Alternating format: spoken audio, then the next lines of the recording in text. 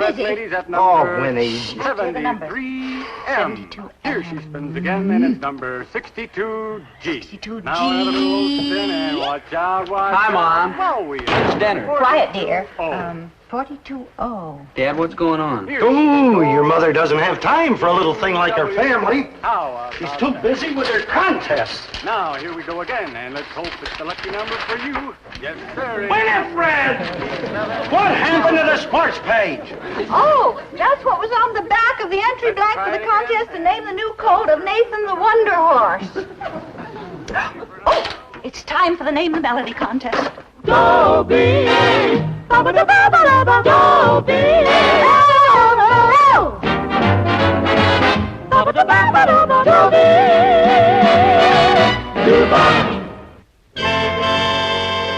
We Gillises are not exactly what you'd call a lucky family. I mean, look at me.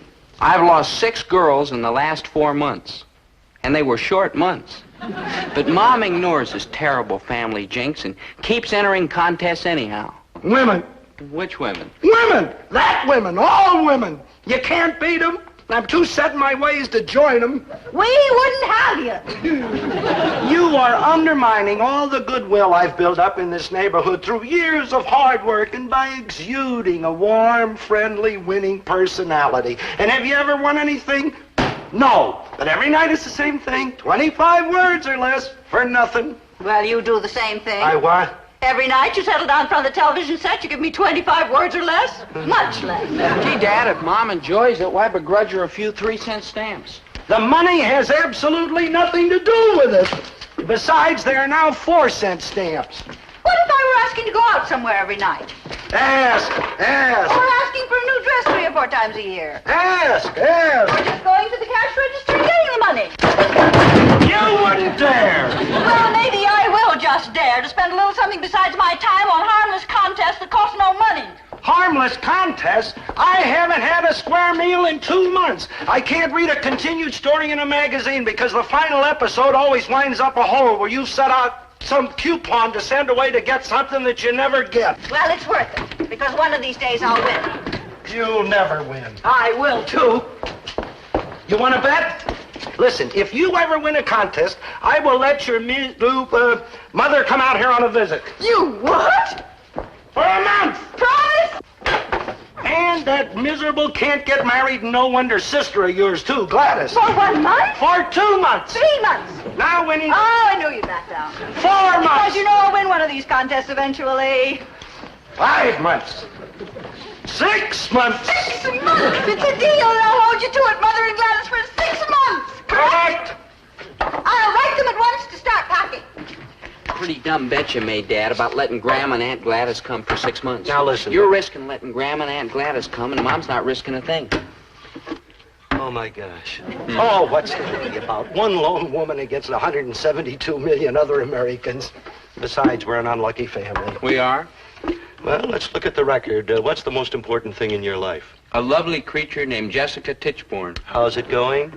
It isn't. I rest my case. Hello, Jessica, my darling, my sweet, my angel. What? She's over at the high school with Fast Freight McCurdy? Yeah, thank you, Mr. Tichborne.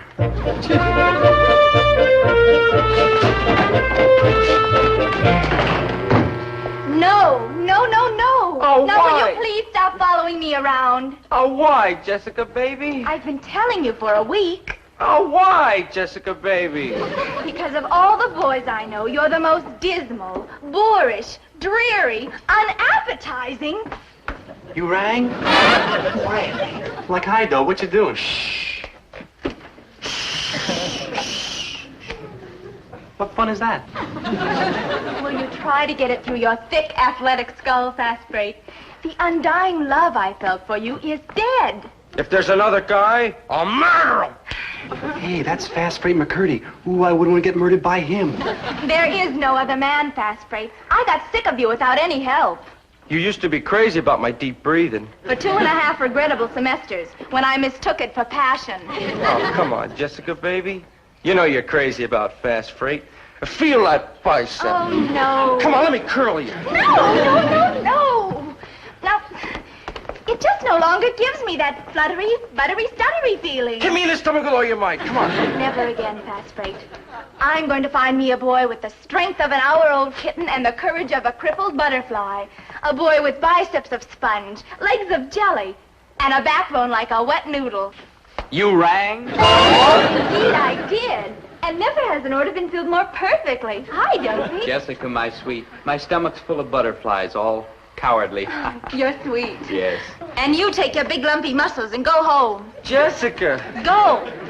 Oh, delight of my delights, oh, moon of my Caribbean, oh, princess of my infinity. Hey, that's cute. Yes, it is. Zelda! Only it just so happens I'm the one who wrote it. Splendid, Ducks. I was afraid momentarily that he was going to be brainy. And I might add, Ducks, I wrote it for Dobie to say to me on my last birthday. It was his birthday present to me. His only present. Oh, I care nothing about money. Oh, delight of my delights, oh, moon of my Caribbean. Jessica, you can't want him. I mean, take a look. That tiny chin, that pointed head, those pigeon toes. You can't possibly want him. Oh, but I do. Oh, she does. He's perfect. Perfect? A perfect what? Yes. Mess? Yes. That's what you want, a mess? Oh, yes. Small girl, What? you're like dead. You could be like right.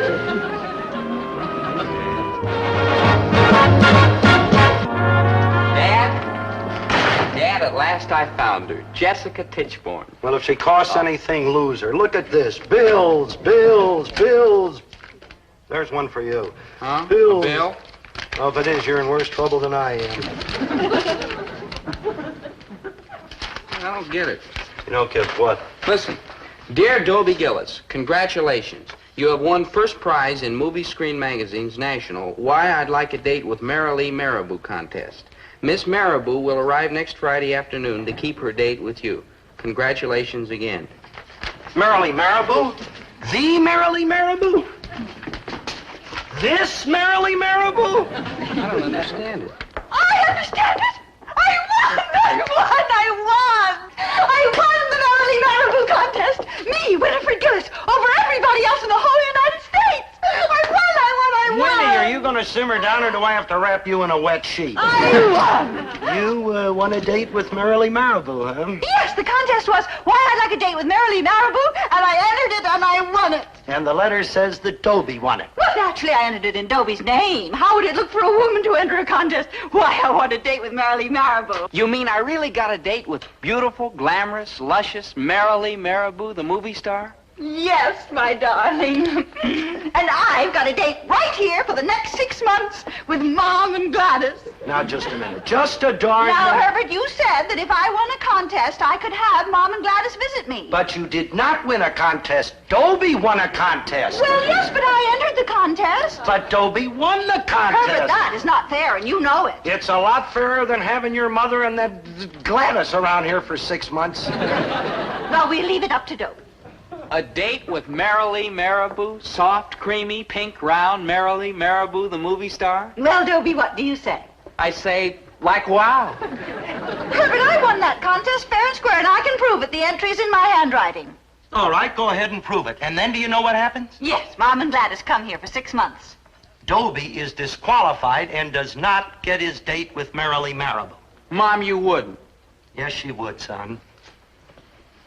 When it comes to a contest, what does she care if she breaks your heart? You who have been a true, loyal, loving, devoted son ever since the day you were born. Mom? Oh! I think you're terrible, both of you. Gee, Dad, do you think we're doing the right thing? Son, you know your grandmother and your miserable Aunt Gladys yakety-yak talking all the time and always picking on me. Poor, poor Winifred, and oh, how we tried to warn her. I know, Dad, but just the same... Let's look at it this way, son. Do you want to pass up a date with this beautiful, upstanding figure of the flower of American womanhood?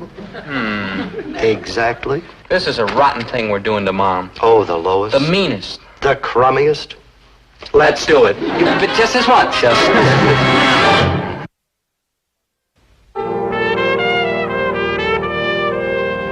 Ah, here I am, my dearest, to sing you songs of love. Oh, delight of my You're delight. late, Dobie.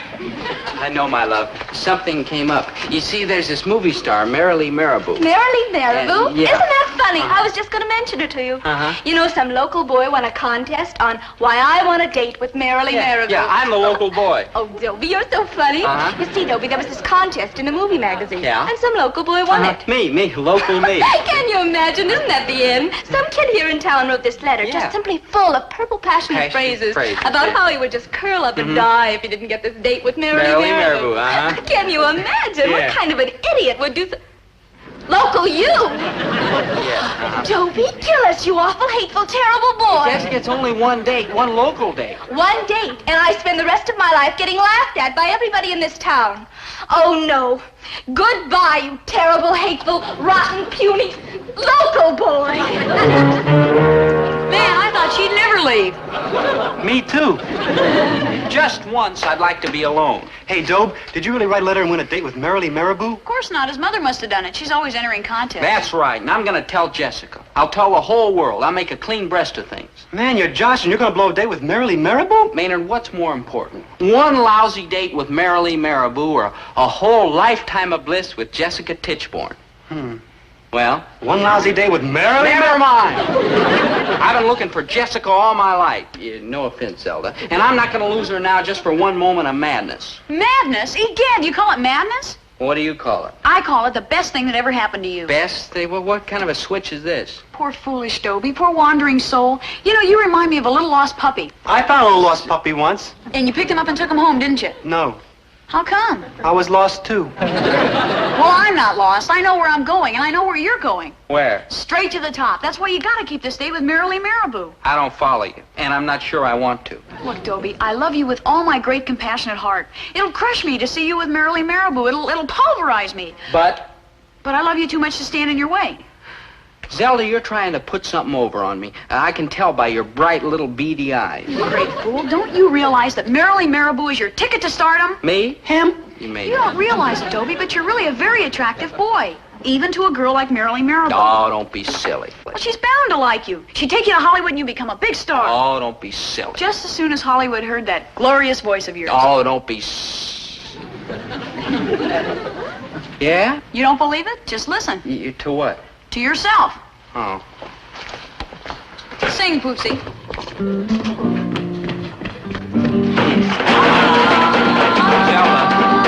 Zelda, Maynard. Zelda! Zelda, you're up to something. Sure, making you a star.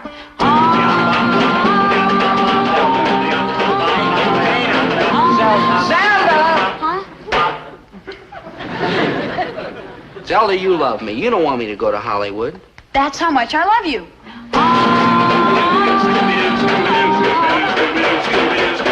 Maynard. Yeah? Scooby don't. Zelda, I know what you're doing. If I keep this date, I lose Jessica forever. And that's what you want, isn't it? Dobie, concentrate. You keep this date with Marilee Marabou. She will be enchanted by your clean, pure good looks, as who would not? Then you will sing for her. She will flip her entire skull, as who would not? She will take you to Hollywood and introduce you to big producers. You will become a star of stage, screen, television, radio, records, and supermarket openings. You will be the idol of millions, especially girls. You will be the sensation of the nation. This week I can't be brave and bold, but give me a girlie with a smile so curly and the old moon is shining brighter. For you, what this boy can't do, I'm a lover, not a fighter.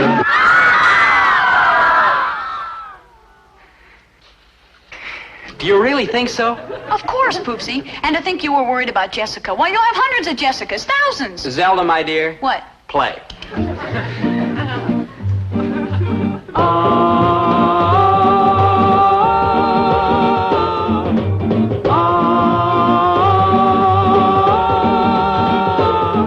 I tried to write a letter to whom it may concern. With these problems hurting me, I don't know where to turn. If you're the guilty party, I wish you'd tell me why. You wanna shoot your missiles at my friend up in the sky. Don't shoot the man in the moon, oh no. He's gotta keep shining in June. Shoot at the stars, send your rockets to Mars, but don't shoot the man in the moon. What would a summer night be without him smiling down? And if you're gonna shoot at him, he sure won't stay around. He'll leave us all in darkness, and won't that be a shame? You'll have to kiss by satellite, and that won't be the same. Don't shoot the man in the moon, oh no. He's gotta keep shining in June. Shoot at the stars, send your rockets to Mars, but don't shoot the man in the moon. Don't shoot the man in the moon. Don't shoot the man in the moon. Don't shoot the man in the moon.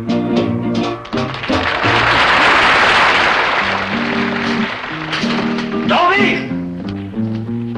Dobie, you have to keep doing that. All this racket is driving me. Sure, opportunity knocks but once. Well, tell it not to knock so loud. Oh, ho! Writing to your mother and sister, huh? Herbert, I won that contest fair and square, and you know it. And you promised, and I think you're being just mean and awful. Mom, I feel rotten about this, honest I do. But if word gets out that I didn't win the contest, and I don't get a date with Marilee Marabou, then I'll never get to be a big star of stage, screen, television, radio, records, and supermarket openings. I'm sorry, Mom, but you see how it is. Why, Dobie! Stage, screen, radio, and supermarkets, what on earth is he babbling about? You know, Winnie, it could be the kid's making sense for once in his life. After all, he comes from people who are loaded with talent. Like who? Like little Herbie Gillis, the tops and taps.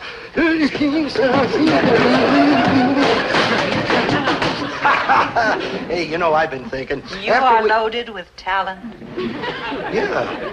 And you know, I think after we get out there to Hollywood, it might open up a whole new world for us.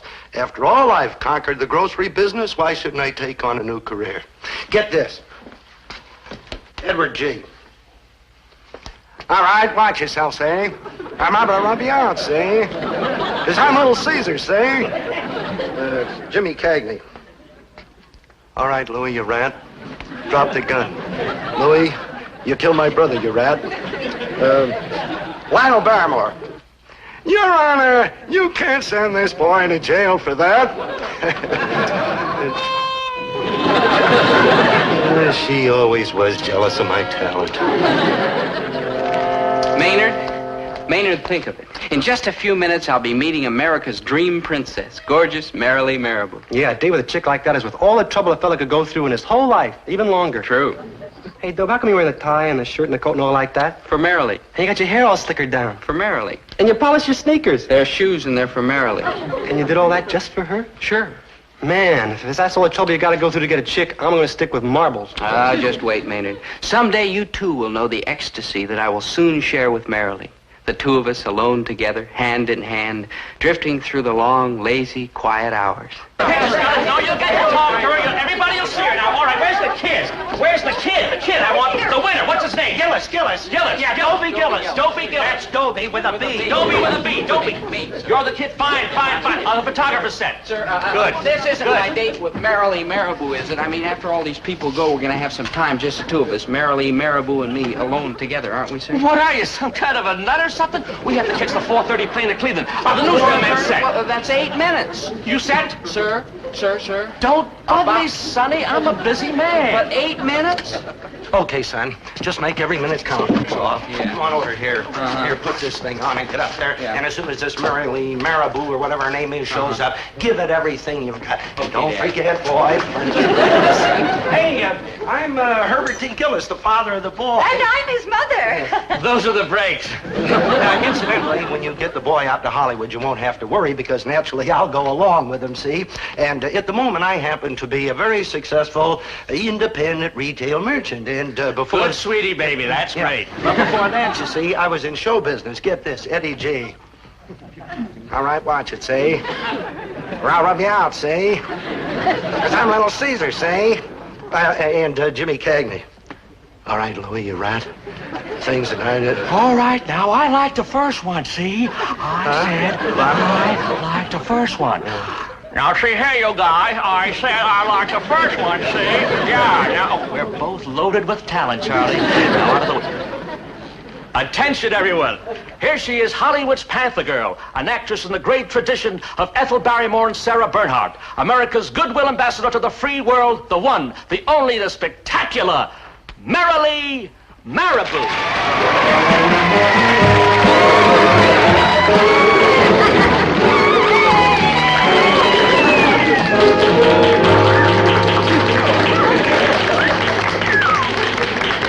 Miss Marabou, I want you to meet the lucky young man who wrote that touching letter that won him a date with you today. Oh, delight of my delights, oh, moon of my Caribbean, oh, princess of my infinity. Excuse me? Come on, get up there and sing, boy, sing. Yeah.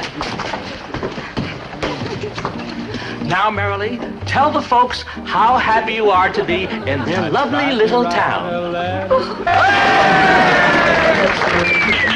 And how much you enjoyed making your last picture, the bud and the unbud.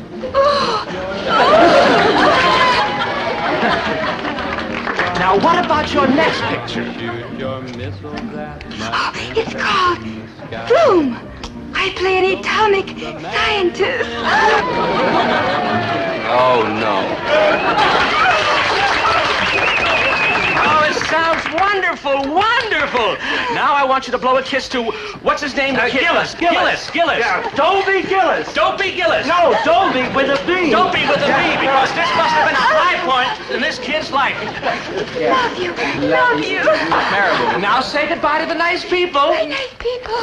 Miss Marabou. But I didn't even get 8 minutes.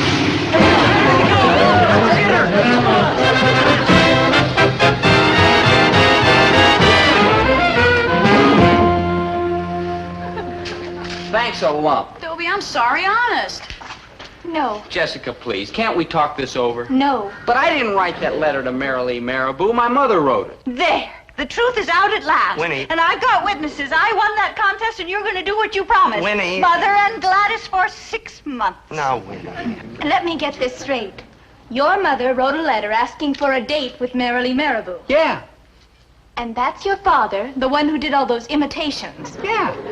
And that's your best friend. Well, yeah. Bye, Dobie. Jessica. It's all right, Dobie, you still got me. And me. And me. And your grandmother. And Aunt Gladys.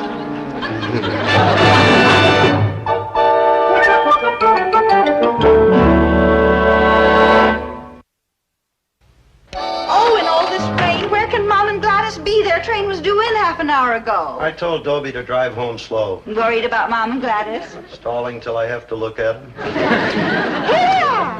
Oh, here they are. Lovely to see you, darling. I'm so glad to get here. Oh, we never get anything about this. Dobie, darling. Hi. Hello, Herbert. Oh, hello, Herbert. Poor, poor Winifred. How we warned her.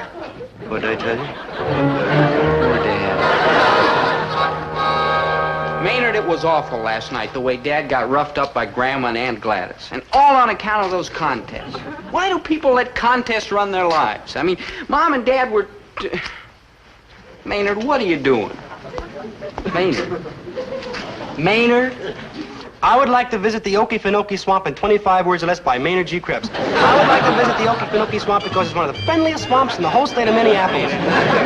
The Okefenokee Swamp is also full of friendly alligators and friendly snakes.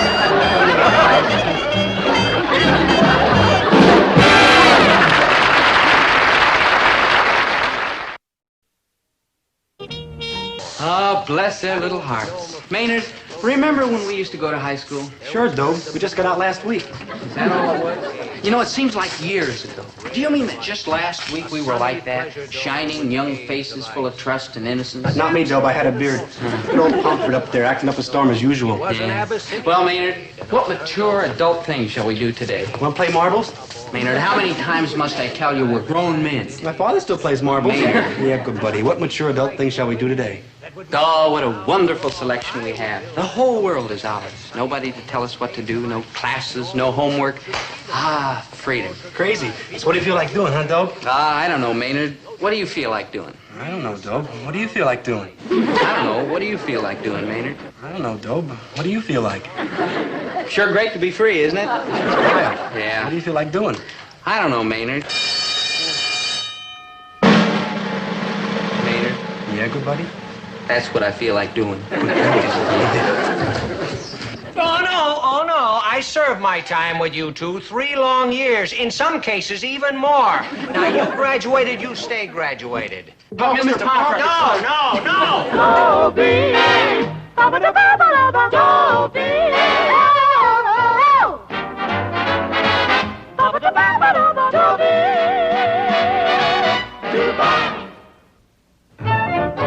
They say when a convict's released from prison, his first impulse is to rush right back in. That's kind of the way I felt about high school. It used to be I couldn't wait to get out. But now that I look back, it seems so safe and secure. I mean, there was always somebody to tell you what to do and where to go. Now I've got so many choices, I don't know which one to take. You know what I wish? I wish there was somebody I could talk to and get some good advice. Some wise old man. Well, I do know one person. He's not exactly wise, but I gotta give him this. He's old. Advice? You want advice? Just ask me anything, boy. That's what fathers are for. I appreciate that, Dad, but would you try to listen to me this time? What do you mean this time? Don't I always listen to you? I don't know. It's kind of hard to tell. Nonsense, boy. I can do a little work around the store and listen to you at the same time, so ask away. Well, you see, Dad, I've been thinking about my future. That's good, boy. Always remember that a stitch in time saves 9. The trouble is I can't decide what I want to do. Well, if at first you don't succeed, try again. For instance, should I go to college or shouldn't I? I'm not even sure I can get in, but even if I do, will I make it? Let's face it, Dad, I'm not exactly a brain trust. And yet everybody knows how important college is. Learning, my boy, is more precious than rubies. You mean I should go to college? But it's a wise man who knows his own limitations. You mean I shouldn't go? But a little learning is a dangerous thing. Dad, listen, please. What should I do? Do like I told you, son. These lessons I have learned the hard way. Take them. They are yours. Use them. Thanks a lot. Dobie, you know what I think? I don't think I helped you at all. Good thinking. You know, son, after all, I'm not the brightest guy in the world. True. Don't agree so fast. Oh, no offense, Dad. What I mean now is somebody extra wise, super intelligent. A kind of combination of Einstein and Plato and Baruch and Shakespeare. You rang? No offense, Maynard, but if he rang, never was there such a wrong number. Hey, thanks, Mr. G. What are you doing, Dob? Bugging your old dad about the future? Well, sort of. Yeah, I bugged my old dad all morning. No? What'd he tell you? It's hard to say, Dob. He left town. Good thinking. I hope he's going someplace warm. He left in his shirt sleeves. Dob, I don't want to pressure you, but if you really don't have any plans for your future, I got a plan here that just might interest you. Like what? Well, like this. Boy, is that dusty. It should be. I put it back there the night you were born. You know what's in here? Diapers. Gee, an ensign. Maynard. You don't see a lot of them no more. Maynard. Man, they're like rare. Maynard? Yeah. What is it, Dad? Well, son, you know the sign out front that says Herbert T. Gillis? And the night you were born, got thinking, hoping, I guess, that maybe someday you'd come in with me. And so I went out and got this painted. See, it's got the hooks on it, everything, all ready to hang up. And then it'd say Herbert T. Gillis and Son. Gee, I'm getting pretty misty, Mr. G. Dob, we could expand. I could buy that lot next door and we'll knock out this wall here and make a real market out of it. You know, fancy grocery department, a butcher shop, specialties, a real supermarket. Dad, I want you to know I appreciate this. Oh, no pressure. Anything you say is okay with me, boy. I'm just not sure is all. I hate to disappoint you. Never mind me. After all, boy, it's your future. Well, that's just it, Dad. Sure, I've thought about being a grocer, and maybe that's the way I'll end up. Gillis and Son. Right now, I don't know. I don't know what I want. That's why I'm looking for somebody who can give me some advice. Somebody really wise and intelligent and experienced. Man, why didn't you say so? Just follow me. I know just the cat.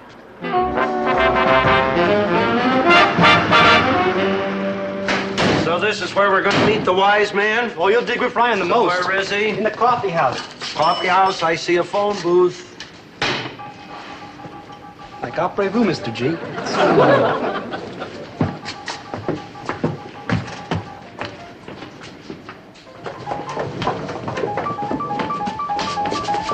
Like, hi, Rip.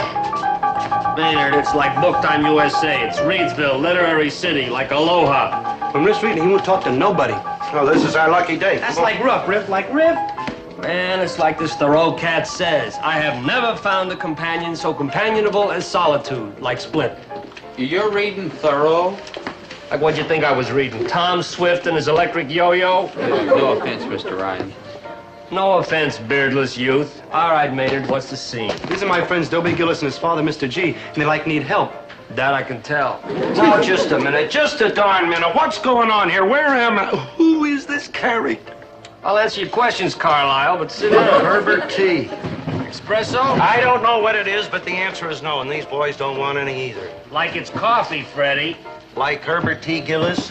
Like, look, Charlie, you come busting into my pad here with your wash and wear shirt, and I'm digging the infinite, and like, who sent for you? Like you're right. I wasn't invited, and the least I can do is be polite. Now you're starting to get through to me. Like some espresso? Like thanks.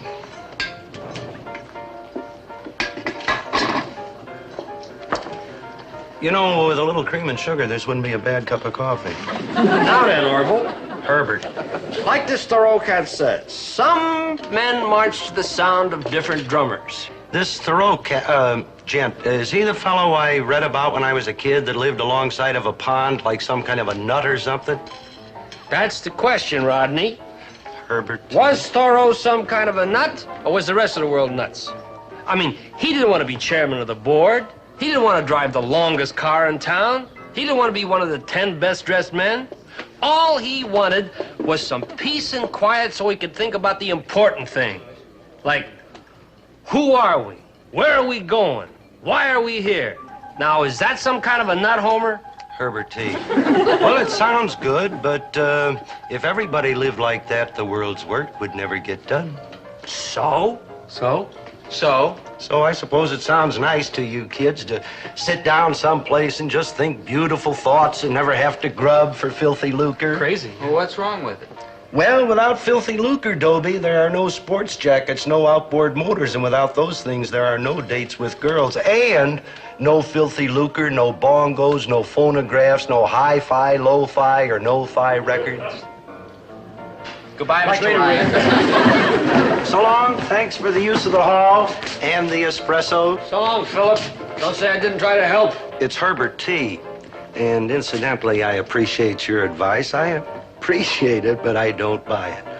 Oh, I suppose it'd be nice to just sit by the side of the road and watch the rat race, but you gotta be built for that sort of thing. If you are, more power to you. Me, I'm not, and neither of the boys, although sometimes they may think so. So long, Socrates. It's Riff. Well, any more wise men you want to consult? Well, I got one for you. Come on. No, it's not fair. It just isn't fair. Now you listen to me, Pomfret. After all, I am a citizen and a taxpayer. And what am I, a Russian spy? Now listen, you owe a duty to these boys. I did my duty above and beyond. I stuck with them for 3 years, 3 long years. Oh, come on, Pomfret. Just for old lang syne, give the kids some advice. After all, you used to be pretty good buddies, you know. That's always been my trouble. I can't say no. All right, boys. What's your problem? Well, sir, we're kind of loose ends. We don't know what to do with ourselves. What would you like to do? Nothing. Yes, Maynard, I know. Now, you butt out of the conversation. I'll direct my questions to Dobie. Whatever he decides, you're going to do anyhow. That's right, because he's my good buddy. Yes, I Maynard. stick my arm in the fire up to here for him. Maynard. Up to here for him. That's very touching. Both arms up to here for him. Maynard. Now, unless you both end up tending furnaces, a possibility which I don't rule out, there is little likelihood that you will have to stick your arms into the fire for Dobie. Mr. Pomfret, I've been thinking about college. I haven't. College, Dobie, is, of course, an excellent idea if you're a studious type. But if memory serves... Yeah, I see what you mean. What about one of the skilled trades? You know, like a cabinet maker, machinist, television repairman? Yeah, they're fine ideas, all of them. But they all require something called manual dexterity, a skill with your hands. Mr. Gillis, there are still spots on the ceiling in there from when these two were taking chemistry lab. Don't tell me you should see the dents in the car. No brains, 10 thumbs. Doesn't seem to be much hope, does there? How about me? No brains, 10 thumbs, and a beard. No, Maynard, don't despair, boy. Underneath those miserable exteriors, there must be hidden talents. Good and hidden. Well, I'll admit they defied detection during all the years I had you. But, after all, when you deal with a large number of kids in a classroom, all of them equally unprepossessing, you don't have time to delve deeply into any single case. Now, what you boys need is individual attention from a qualified psychologist. Oh, no, just a minute. You don't send my kid to no head shrinker. Why, he's as normal as... Me?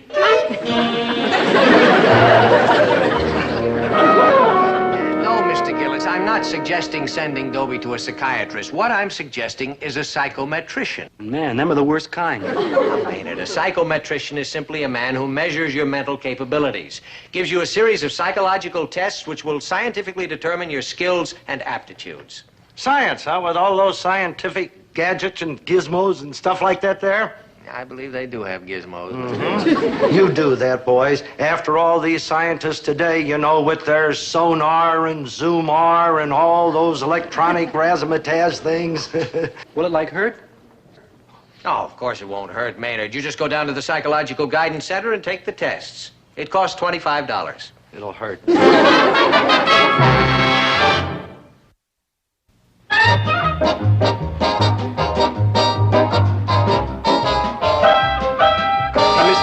You think they're going to shoot electricity into my skull? No, Maynard.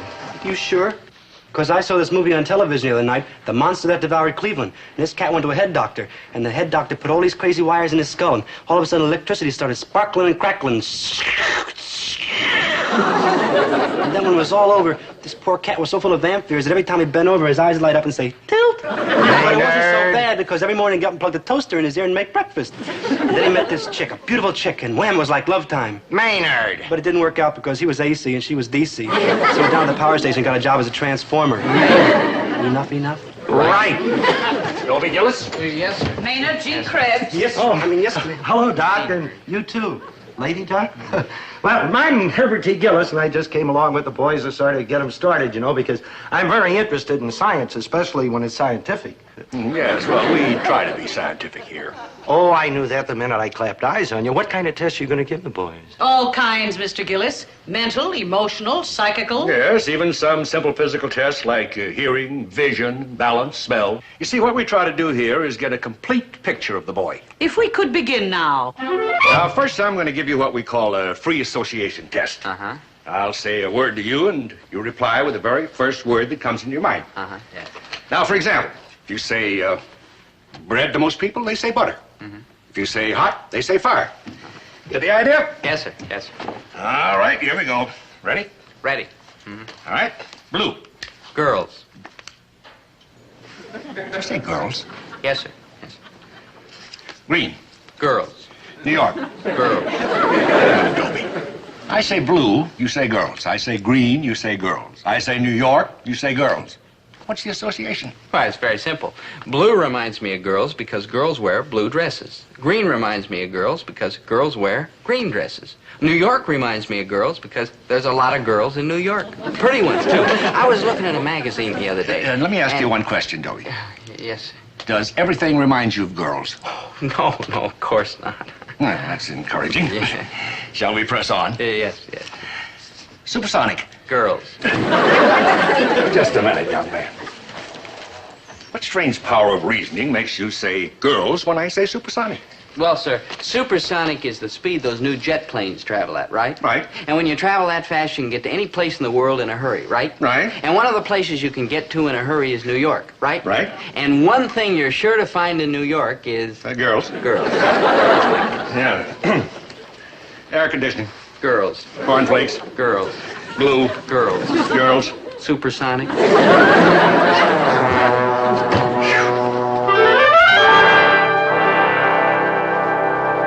Oh, you promised, Doc. You promised. No electricity in the head. Now, Maynard, it's only a sound box, and all it does is make noises. Like a phonograph? That's right, just like a phonograph. Crazy. Now, what I'm going to do now is play a series of sounds, and I will slowly increase the frequency until you can't hear the sounds anymore. Now, you tell me when you can no longer hear. What? Now, a little higher. A little higher. Do you still hear it? Oh, sure, man. What a beat. All right, Maynard, we're going all the way. Oh, wow. Now, Maynard, don't tell me you can still hear it. Are you kidding? Sure I can hear it. Maynard, that sound is so high that only dogs can hear it. I have some questions to test how mature you are emotionally. Who do you like and why do you like them? What are the values by which you judge your friends and loved ones? Are they childish values or are they mature values? This test will help us to find out. Yes. Now, if you had your choice, whose son would you rather be? Abraham Lincoln's, General Charles de Gaulle's, Gary Cooper's, or your own father's? Well, sir, Abraham Lincoln was a great man and a fine president, and it would sure be wonderful to live in the White House and meet all those important people. And General de Gaulle? Well, General de Gaulle's also a great man and a fine president, and I guess it'd be a big honor to be his son and live in Paris. Gary like Cooper? that, yeah. Well, Gary Cooper's a wonderful actor, and I'm sure he's a nice guy, too, and of course it'd be great to be out in Hollywood with all those stars and swimming pools and like that. But I guess I'd have to choose my plain old father. Well, your sentiment does you credit, Dobie. Now, tell me exactly why you'd be willing to pass up all that glory and glamour to stick with your own father. Lincoln, de Gaulle, Gary Cooper. They're all so tall I'd never be able to borrow their clothes.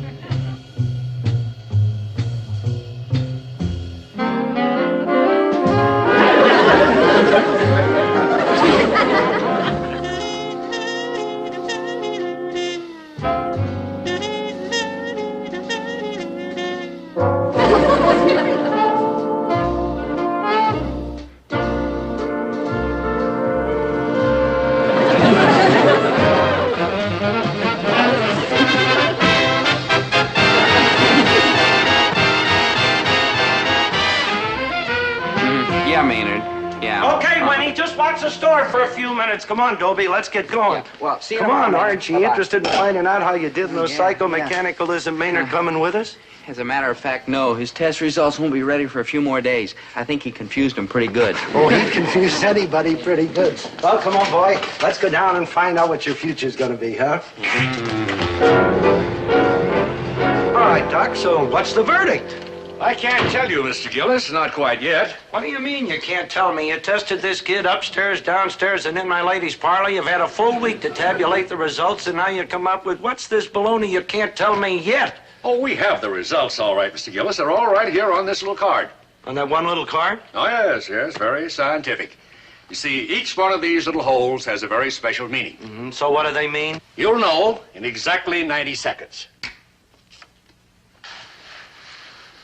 Wow. What's that? That, my boy, is the machine that's going to tell you your future. The machine's going to tell me my future? Hey, that thing must have cost a fortune. $6 million. You hear that, Dobie? $6 million for a machine to tell you your future. How's it work, Doc? Well, I feed the raw data into here. Then I turn this dial.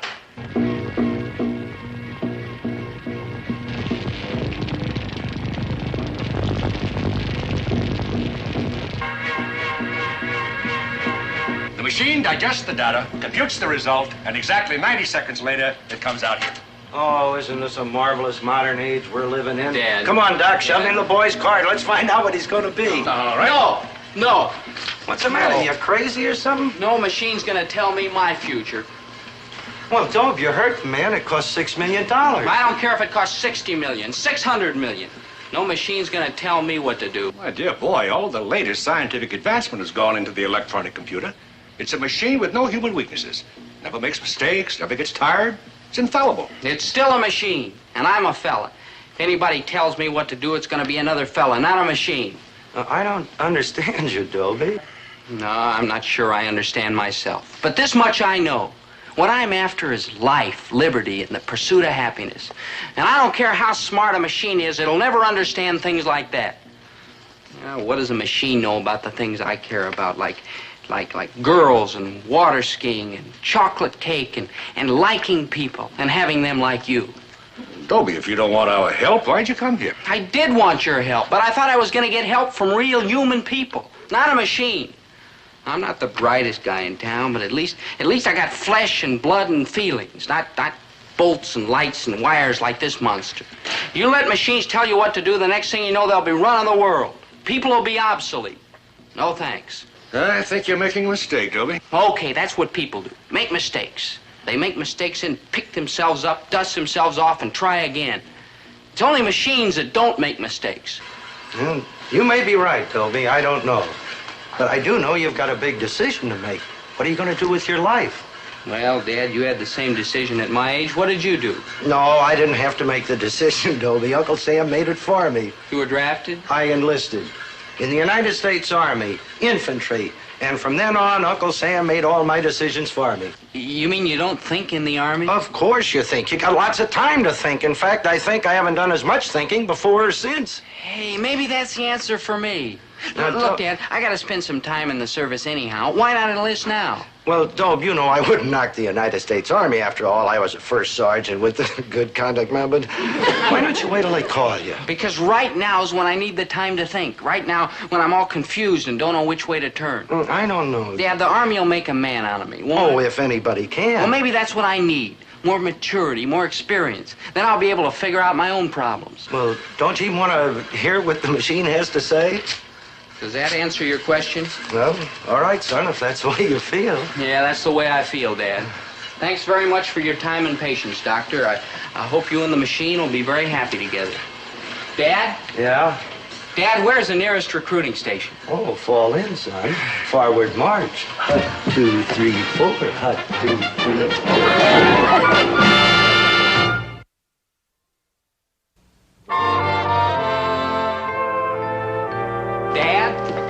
Dad, here it is. My enlistment. I'm in the Army now.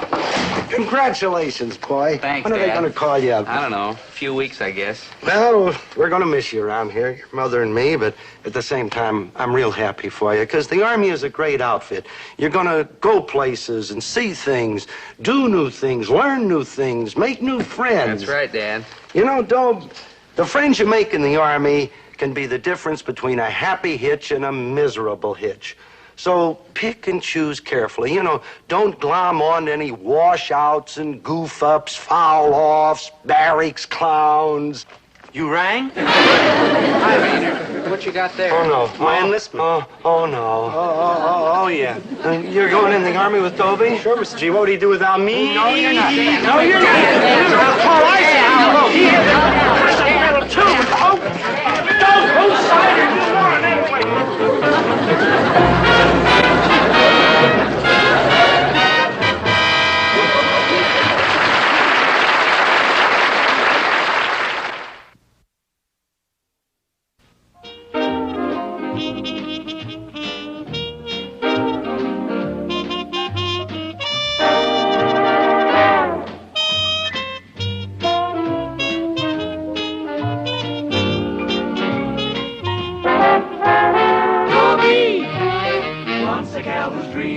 Dobie wants a gal who's creamy. Dobie wants a gal to call his own.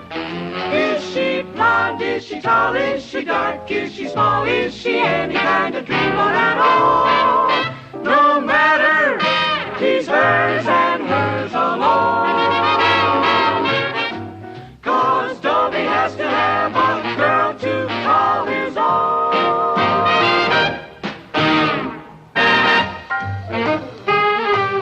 Khakis. Am I scared? Of course not. Oh, sure, I know the Army's no bed of roses, but it's nothing to be afraid of either. I mean, it's a thoughtful, reasonable organization run by thoughtful, reasonable human beings. Now, the next one of you yardbirds, which I find him out of line, is going to be walking sentry duty until he wears his feet down to the knuckles. You call that a line? The last line I saw that crooked was on the hind leg of a dog. Now, dress it up. Quiet, quiet, while I check this here roster. Hey, good buddy, I got like an idea. What is it? We develop a sudden attack of flat feet. Maynard. We take off our shirts and we got no backbones. Only yellow streak. Maynard, quiet. Man, I'm Sergeant Floyd W. Ronk, and no wisecracks. And I'm here to see that you mutton-headed recruits get to camp the way you're supposed to.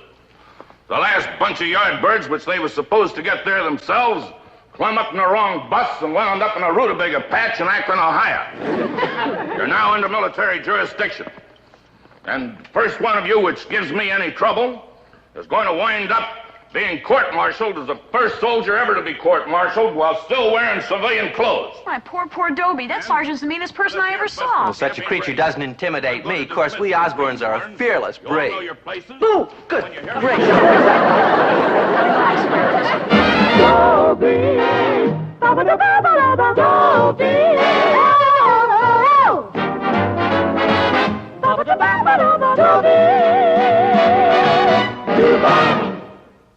Now, this here busted camp don't leave for a while yet, so I'm going to dismiss you greenhorns. You all know your places, and when you hear me blow this whistle, I want you to get back here in the double. You understand? I don't want nobody to leave the area. I don't want nobody to do anything that'll bring disgrace on the proud uniform which you're going to be wearing. I don't want you fraternizing with no enemy. And I want you to discuss no military secrets. You understand? Dismiss! Dad, I gotta talk to you. Quiet, don't we don't discuss military secrets. Maynard, let go. Dad. Shh, good buddy, I'm keeping you out of trouble. Maynard, let go. We don't know any military secrets. Like we don't? Like we don't. Like, yeah, we don't. Dobie, don't you be afraid of that mean old sergeant. Ah, what reason would I have to be afraid of him? What's the matter? Wasn't you listening to him? First he growls like real mean. All right, you guys. And then he goes, Maynard, never mind. I shouldn't worry about that sergeant, chaps. I long ago learned how to deal with such persons. One simply draws oneself up and stares. They always go away. Very good advice, Chatsworth. But now listen to some real advice from a real veteran with the good conduct medal. Yeah, from WW2, the big war. Now, when you guys get into uniform, remember, keep your nose clean and your feet dry. Feet clean, dry? Oh, Dobe, I gotta get home. Maynard, what's the matter with you? I just remembered I forgot to turn off the water in the bathtub. Maynard, forget it. I already did. You know, I mean, your folks will turn it off. Oh, no, they went out of town celebrating. Out of town celebrating? Mr. G, if I was your son and I was going in the Army, what would you do? Get out of town and celebrate, no offense.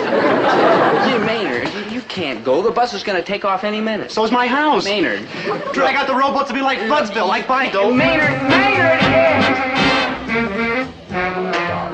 Maynard, what if he doesn't get back in time? The Army will celebrate. That bus leaves without him, he'll be a deserter. They'll shoot him. Now keep calm. There's nothing to worry about. Fire in, recruits! The bus leaves in 3 minutes!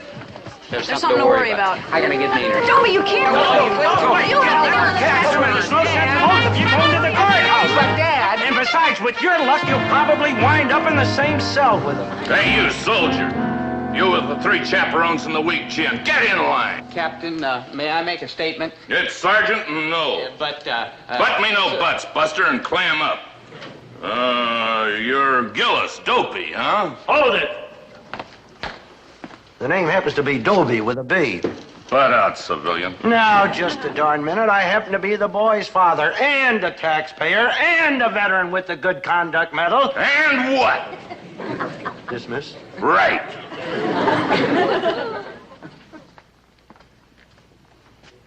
Crash.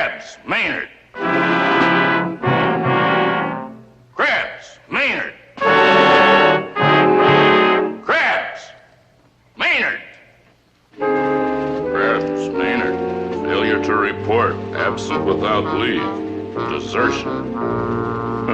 Brother, am I glad I'm not in his shoes. Sir, did you say Krebs Maynard? Yeah, where is that good-for-nothing deserter? Oh, he's here, sir. He's here. Well, then why doesn't he answer? Oh, well, he didn't recognize the name. You see, sir, he only answers to Maynard G. Krebs. All right, all right. Where's this Maynard G. Krebs? Oh, coming. Here he is, sir. Here he is. What are you thinking of? There, Maynard, my little man. He's just never been away from home before. Now, see. Relax, Maynard. Are you Krebs, Maynard G? I certainly am. Maynard G. Krebs, sir, I'm very anxious to be a member of this fine organization, sir. Libel, slander. Save the tears for the test. On the bus. Everybody on the bus. Come on, move it up. All the way in the back. All the way in the back. Come on, move it up, move it up, move it up. Don't worry, folks. We'll take good care of your boys. And the next time you see them, they'll be trim, efficient, proud, in short, soldiers. It's possible.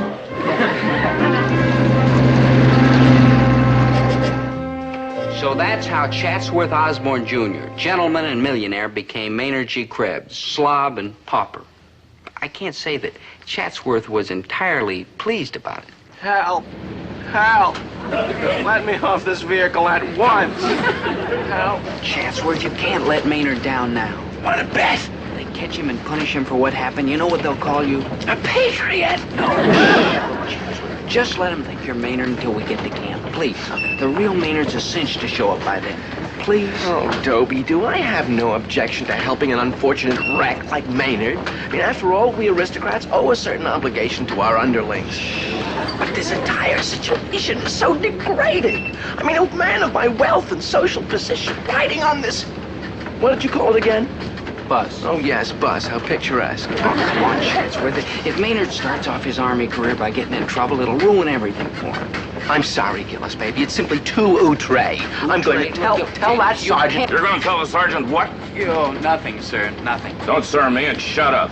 Now, what's your problem, Sonny? This is all a ghastly mistake, my being in the Army. It could turn out that way, but we've handled harder cases before. But you don't understand. I am not Maynard G. Krebs. I am Chatsworth Osborne Jr. from the big white house on the hill with a 16-foot fence around it with a broken glass embedded in the top of the fence. You're what? Sergeant, could I talk to you a minute? Now, what is all this? Well, you see, sir. Don't sir me. Oh, yeah, well, you see, Sergeant, it's my friend Maynard G. Krebs. He's a little, shall we say, excitable. Shall we say nuts? Not really. You're telling me not really. I've seen guys trying to bug for a Section 8 before. Section 8? Yeah, a psycho discharge. Who's he think he's kidding? You got to get up early in the morning to get anything over on Floyd W. Wong. Now, as you were saying, Sonny? I was telling you, Sergeant Rock, baby, that I am Chatsworth Osborne Jr. Well, isn't that nice? I'm Rex the Wonder Horse. We must go riding sometime. Hey!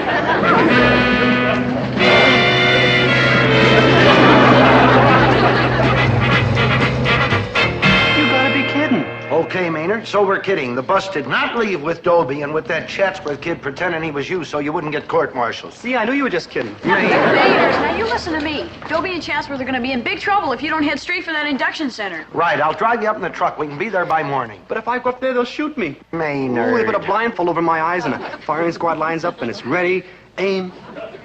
Rest in peace, Maynard G. Krebs. Are you going or ain't you?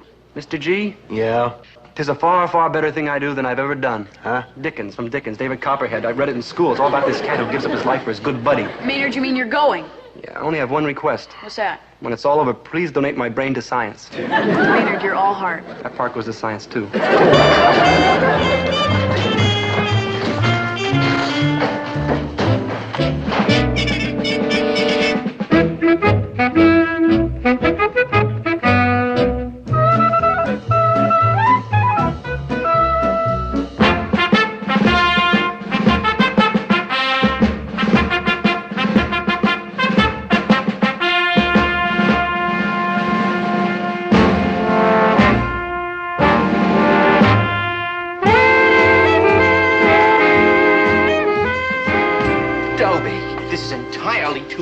I will not stand another minute of this indignity. Quiet, Maynard. Maynard! Oh, the shame of it. All right, you yardbirds, move along, move along. Close it up, close it up. Sergeant, my congressman is going to hear about this. In fact, I'll go even higher. I'll tell my mother. I am not Krebs. I am Chatsworth Osborne Jr. Still? Don't you ever get tired of being Osborne Chatsworth Jr.? Wouldn't you like to be Napoleon for a while? You pay for this, you along, person. Egad, what was that? Your shots, boy. Tetanus, typhus, and stuff like that. Shots? Needles! I always faint when I get shots. There aren't any needles. This is a pneumatic gun, the newest method for giving shots. It's painless. You're perfectly all right. Oh, am I? We'll see.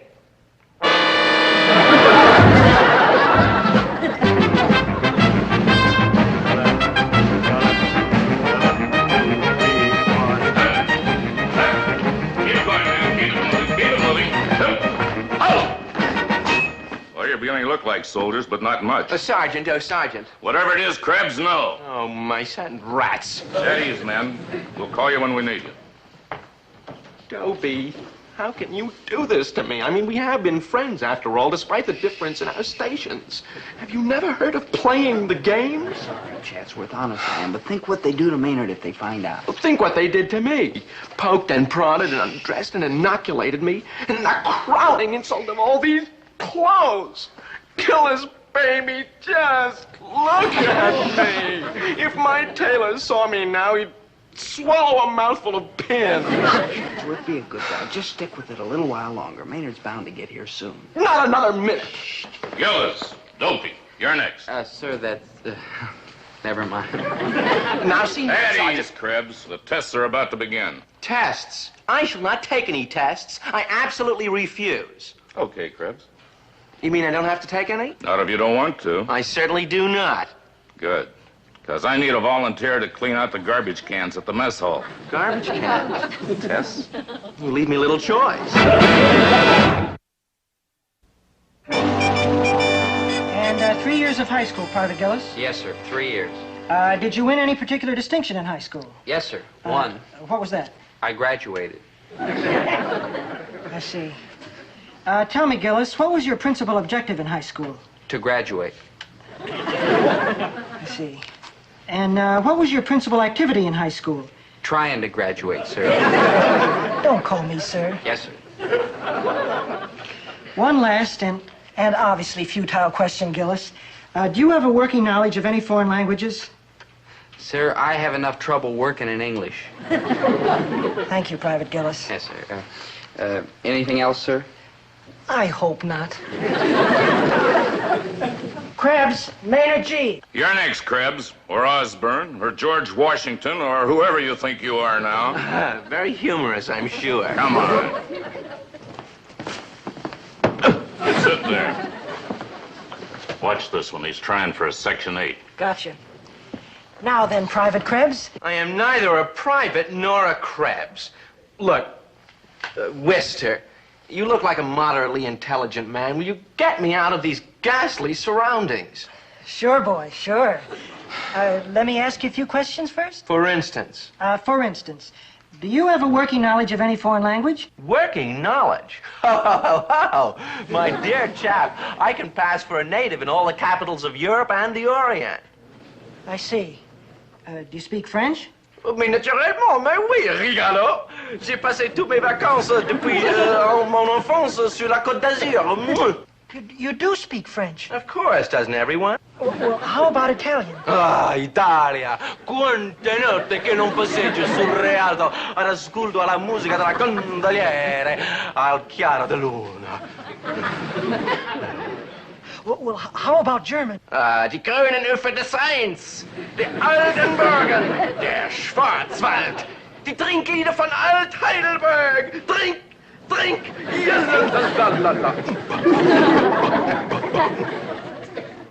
Chinese? And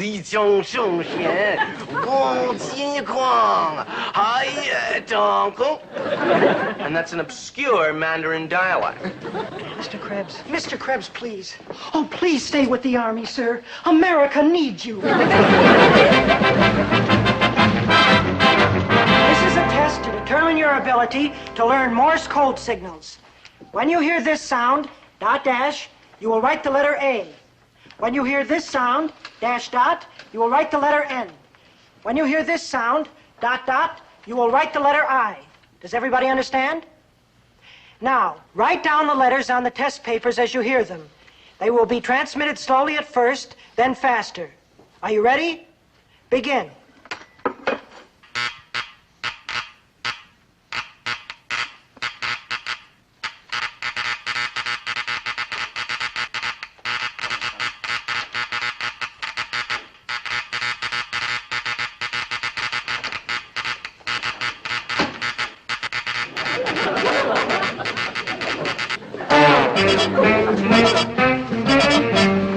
Krebs, where did you learn to do Morse code like that? From great-granddad, of course. Great-granddad who? Great-granddad Morse, you silly.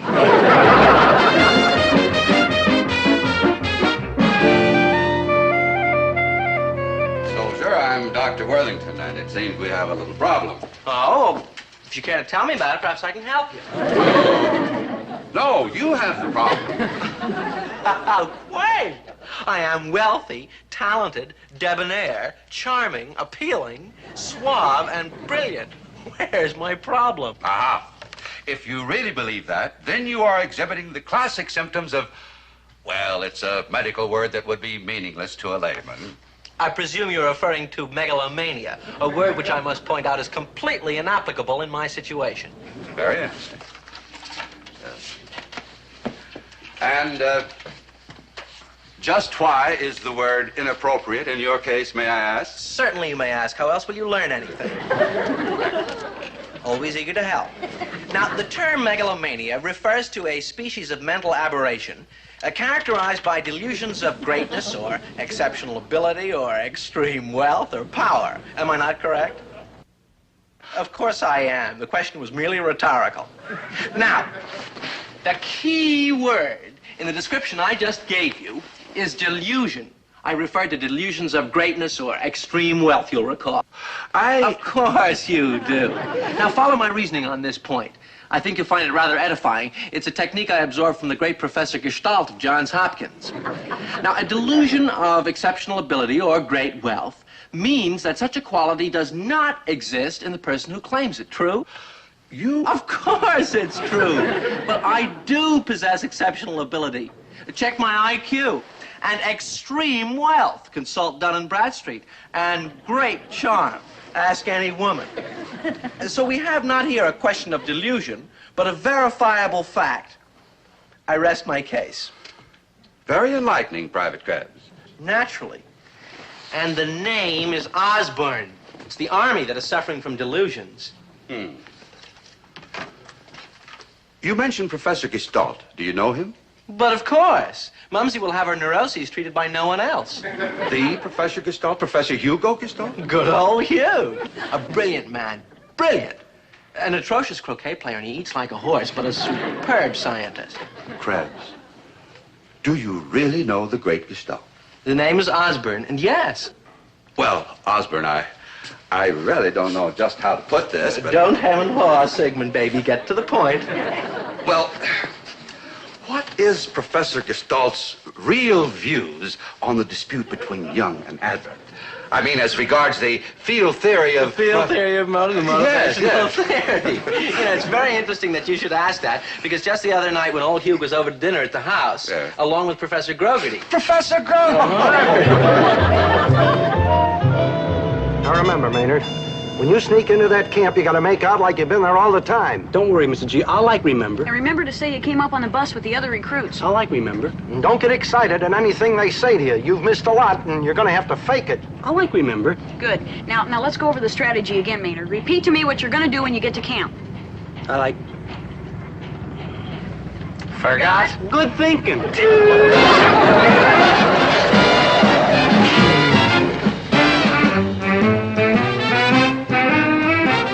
Positively the last straw, Gillis, baby. I have spent the entire night in this camp, and that oaf Maynard has failed to show up. Well, I am going to disappear, poof, and let the chips fall where they may, preferably on Krebs. No, I won't try to stop you, Chatsworth. I guess the whole scheme was just too ridiculous and impossible and hopeless. You rang? Maynard, we've been waiting for you. Where you been? It takes like a long time to shovel 3 feet of water out of a living room. You're not a moment too soon. I'm through masquerading as you. How'd you get away with it, Chatsy? I'm like taller. Hey, never mind that, Maynard. Quick, put on Chatsworth's uniform. Yeah, like right. Hold on, I say. What? If he takes this uniform, what am I going to wear? My ensemble-like, naturally. The ensemble? Surely you jest. Oh, if you've gone this far, Chatsworth, you can't stop now. Oh, Gad, the sacrifices I make in the name of... What was that word again? Yeah, democracy. Oh, yes, democracy. How great. Come on, Chatsworth.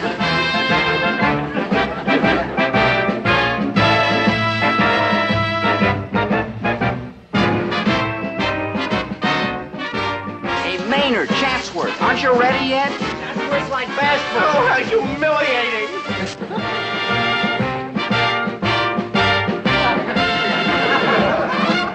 How do we look, huh? I'd tell you, but I'm afraid to use such language on government property. If anyone ever hears of this, I shall never be admitted to Yale. Chatsy has the screwiest looking outfit I ever saw. You look like this all the time. Do I, good buddy? You do, Maynard. No offense. No offense. So one of my folks went out of town to celebrate. Private Gillis. Chatsworth, you gotta get out of here fast. Dear me, I shall never see Osborne Manor again. Quick, here he comes. Farewell, oh happy warriors. Farewell, go. Good morning, Sergeant. Like good morning, sir. Don't salute me and don't call me sir, soldier. Like anything you say, sir. Oh, comic, huh? What's your name, Yardbird? Krebs, Your Honor. Krebs. Yes, sir, your sergeantship. Maynard G. What sort of a game are you playing here, soldier? You can't be Maynard G. Krebs. That's what my father kept telling the hospital, but they had proof. Gillis, what goes on here? Oh, well, you see, Sergeant, since last night, Maynard grew a beard. Impossible. No, it isn't. Lots of fellas grow beards. Quiet. It's impossible. A beard couldn't make that much difference. Oh, yes, it could, Sergeant. It changes his entire personality. Makes me like a different person altogether. Ah, come off of it, both of you. You can't be Krebs. Sergeant. Your Honor, Your Worship, would a fellow say he was Maynard G. Krebs if he wasn't Maynard G. Krebs? Not if he was on his right mind, he wouldn't. Rest my case. Yeah. Gillis, please. Say that I ain't seeing things. Say that this creep ain't Maynard G. Krebs. Say anything. Anything? Maynard. Sergeant, I wouldn't fool you. I've known Maynard all my life, and that's him, all right. Want to see my birthmark? It's like a bad dream. How about my fingerprints? It's spooky. I can show you my tonsils at home in a glass jar. Sergeant, I'm telling you the truth. On my honor as a citizen of the free world and a soldier in the U.S. Army, that is Maynard G. Krebs. Pleased to meet you, your officership. All right, men, line up. I've got some announcements. Fall in. Corporal Wister from the testing office will now read the assignments for your upcoming duties. At ease. Recruit Carver, Huey, Cooks and Baker School. Recruit Framus, Tyler H., Communication School. Recruit Gillis, Dobie, Infantry School. Men, I'm proud to announce that I have recommended that one of you be sent directly to OCS after he has finished basic training. This soldier received the highest scores ever recorded in this camp on the General Intelligence Test, the Code Adaptability Test, and the Language Aptitude Examination. This superior fellow is recruit Maynard G. Krebs. Hey, that's like me. Like, thank you, your corporalship. No, soldier. I said Krebs. I'm like Krebs. No. Maynard Krebs. I'm like Maynard Krebs. Maynard G. Krebs. I'm like Maynard G. Krebs. No. I mean, you can't be Krebs. I mean, he's not Krebs. I mean, it's impossible for you to be It Krebs. ain't no use to fight it. No, he can't be Krebs. Corporal, it's the beard. You he's see, Krebs. it changes it. Yeah. Oh, You want to see my birthmark? This is worse than a bad dream. I mean, it's spooky. I can show you my tonsils at home in a glass jar. I've known this boy all my life. He's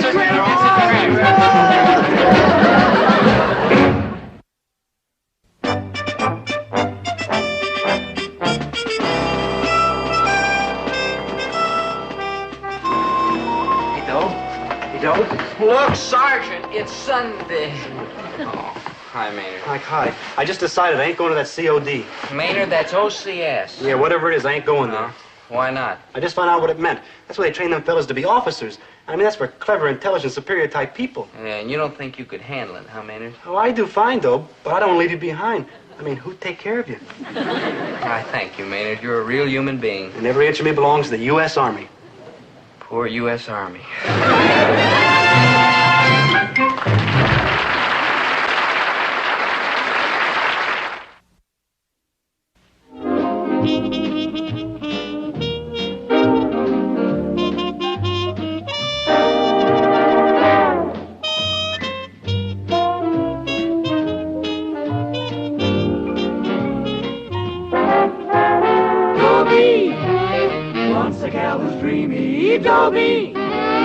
wants a gal who's creamy, Dobie wants a gal to call his own. Is she blonde? Is she tall? Is she dark? Is she small? Is she any kind of dreamer at all? No matter, he's hers and hers alone. 'Cause Dobie has to have a girl to call his own.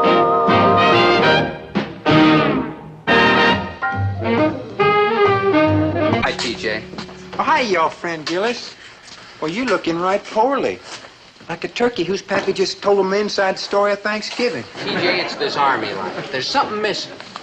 Well, friend, what could be missing? We got all the healthful victuals we can eat. True. We got them movies and speeches and free learning. True. And volleyball and ping pong and them checker tournaments. True. Nice clean bunks to sleep in and pretty new suits to parade around in. Well, friend, what in the world could be missing?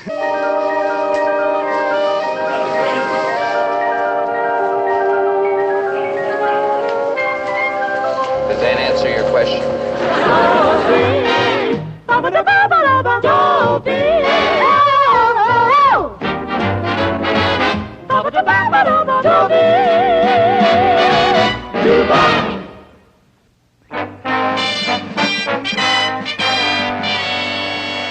Yep, he's enlisted too. You see, a few weeks ago, right after I graduated from high school, I decided the time had come to put in my Army service. And a fella's got to do some thinking in the Army, just like he has to do some thinking every place else. I look like a pretty rugged soldier, huh? Well, I am. The Army's hardened me up plenty. The grueling work and discipline have toughened my character. And if I don't get a date with that girl Betsy I met in the PX pretty soon, I'm going to throw myself in my bunk and beat the pillow with my little fists until they turn red. But I'm not discouraged. There's one lesson the Army's really taught me. Never take no for an answer. No! I won't take no for an answer. You just did. Betsy, listen. Dobie, you seem like a very nice boy. Oh, I am. Dogs stop me in the street just to lick my hand. But the answer is still no. I've made it a policy not to date the soldiers on this post. Well, who's a soldier? I'm just a displaced civilian. No. I'm practically a secret weapon for the Russians. No! It's, Fellas, do you mind? Do you mind? Excuse me, please. Please, fella. Thank you. Look, Betsy, Saturday night I get my first date since I've been in the Army. And unless you go out with me, I'll fade away into a mere shadow of a human being. My uniform will run around saluting and drilling with nothing inside of it. You know you are cute. You are the moon and the stars. All right, I'll make a deal. I will go out with you Saturday night on one condition. Anything, my angel. Shall I climb the highest mountain, swim the deepest ocean, cross the hottest desert? No, get a date from my roommate, Susie. Ah, but of course, my sweet. There's 100 fellas in my outfit who would happily fling themselves at her feet. Not Susie. They'll whine her, dine her, What's the matter with her? Well, let me put it this way. She's kind, she's sweet, she's intelligent, she's sensitive, she's... The creature from the Black Lagoon? What's a picture of? Uh-huh. Yeah. Well, we have till Saturday. Couldn't we rush her to a plastic surgeon? Oh, come on now, Betsy. Let's forget about her. No, a date for Susie or no date for you, Buster. Just face up to it. Well, I'm trying, but this is a pretty rough face to face up to. Well, let's drop the whole thing. Hey, no, Betsy, please. This isn't fair. Fella who'd go out with her would have to be a candidate for the funny farm. You right? Hi, Maynard, old pal, old friend, old buddy. Good to see you. Like, thanks, Dobe. It's heartwarming to my warm heart to know that I'm wanted. Oh, you're wanted all right, Maynard. Boy, are you wanted. Yeah, my folks didn't want me. Maynard, that's not true. They wanted a baby. Maynard. For 12 years, my father kept suing the hospital. Maynard. They wouldn't take me back. Maynard, please. He even offered to trade him even for the incubator. Maynard, enough! Well, what do you think, Betsy? A girl with Susie's looks and track record is in no position to be choosy. Great. Maynard, you're not busy Saturday night, are you? Like, yeah, so what have you got in your mind like forget it? Maynard, this is Betsy. And on Saturday night, we'd like you to go out with her roommate, Susie. Is she a girl? That's open to debate. Now listen, Does she look like you? Well... Yeah, they're practically twins. Then like thanks, but like no thanks, I'm bowing out. Maynard! I mean, chicks are Troublesville. They take all the good seats in the bus, they will let me kiss them goodnight, and they giggle about me in the girls' powder room. Girls do that to you? Only the good-looking ones. The other ones like me fine. Oh? Maynard, this is Betsy's roommate. Man, spooky. Man, they don't make like chicks like this anymore, do they? Boy, nobody ever tried to steal her away from me. And she and I... You sure this ain't trick photography? No, believe me, that's the real Susie, every excessive inch of her. Wow. Then you'll take her out? Yeah, for you and this miserable-looking doll, I'll do it. Maynard, you're all heart. And she's all chin. Yeah. Well, Betsy, have we got a date? We've got a date. Oh, boy, at last. You sure this Susie will want to go out with me? No offense, Maynard, but all she'll want to know is, are you alive? What are you going to tell her? Who said life in the Army's cold and lonely? Who said it was solitary and desolate? Men without women. Me. But that was BLB, before Lovely Betsy. And that turned me into a VHS, very happy soldier. We always use initials in the Army. And now that I've established this VIP beachhead, nothing's gonna stop me from keeping that date with Betsy. Nothing. I've just been stopped. Like says over there on the bulletin board? Yeah. Trainees are eligible for overnight passes only if they pass the military fitness test. Wow. Yeah, like, wow. That sounds like real fascinating. What's it mean? It means that in exchange for free room and board and clothing, the Army expects us to learn how to be soldiers. Yeah, I knew there was a catch in there someplace. Hey, let's see how we're doing on the test so far. Hey, Dobe, you're in 3rd place. Like, congratulations, good buddy. Never mind me. Let's find you. Do we have to? Maynard, you're 104th. How do you explain this? Like, easy. 104 fellas is all we got. Maynard, if you don't get through these tests, you don't get a pass. And if you don't get a pass, I don't get a date. Hey, Dobe, I got an idea. What? A smashing idea. What? That's dessert. Take it easy, Dobe. Maynard G. Krebs will pull us through. There's only 2 tests left. Personal inspection and marksmanship. And when it comes to personal inspection, well, I have to take my chances on marksmanship. Maynard, when we go out in that rifle range today, you've got to shoot like you never shot before. I always shoot like I never shot before. Maybe that's why I never hit nothing. From now on, things are going to be different. You mean when I shoot, you're going to be like right behind me? Right. And keep score for me? Right. And give me a lot of bullseyes? Maynard, we are not going to falsify. We're going to, shall we say, adjust? Shall we say cheat? Yeah, you're right, Maynard. It means cheat. Let's forget it. Yeah, we're not the kind of fellas that like cheat. I know. It's shabby and deceitful. Low and sneaky. Sordid and disgusting. And mean and rotten. Disgraceful and contemptible. Yeah. Hey, Dobe. Yeah, Maynard? When do we start? Right away. Just this once. Never again. No. Because we did it one more time, we'd be like stinkers. We did it one more time, we'd be like caught. True, yeah.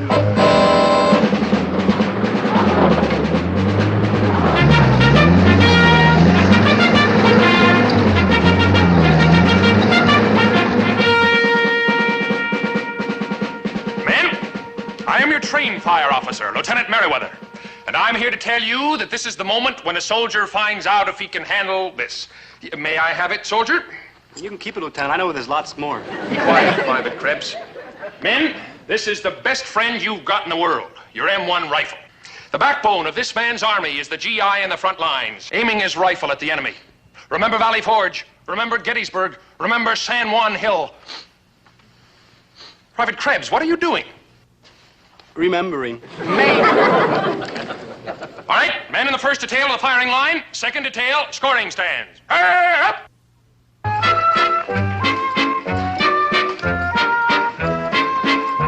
first position will be standing. Assume the position and fire when ready.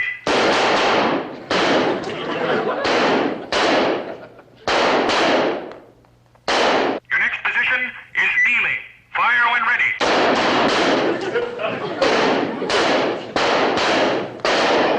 Now remember, men, we're operating under the honor system. Yeah, we sure got the system. Your next position is prone. Fire! I gotta move faster, Waldo.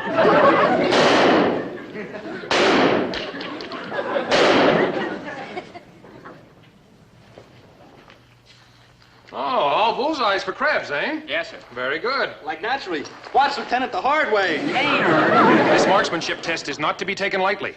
Every shot counts. Quite sure, Lieutenant.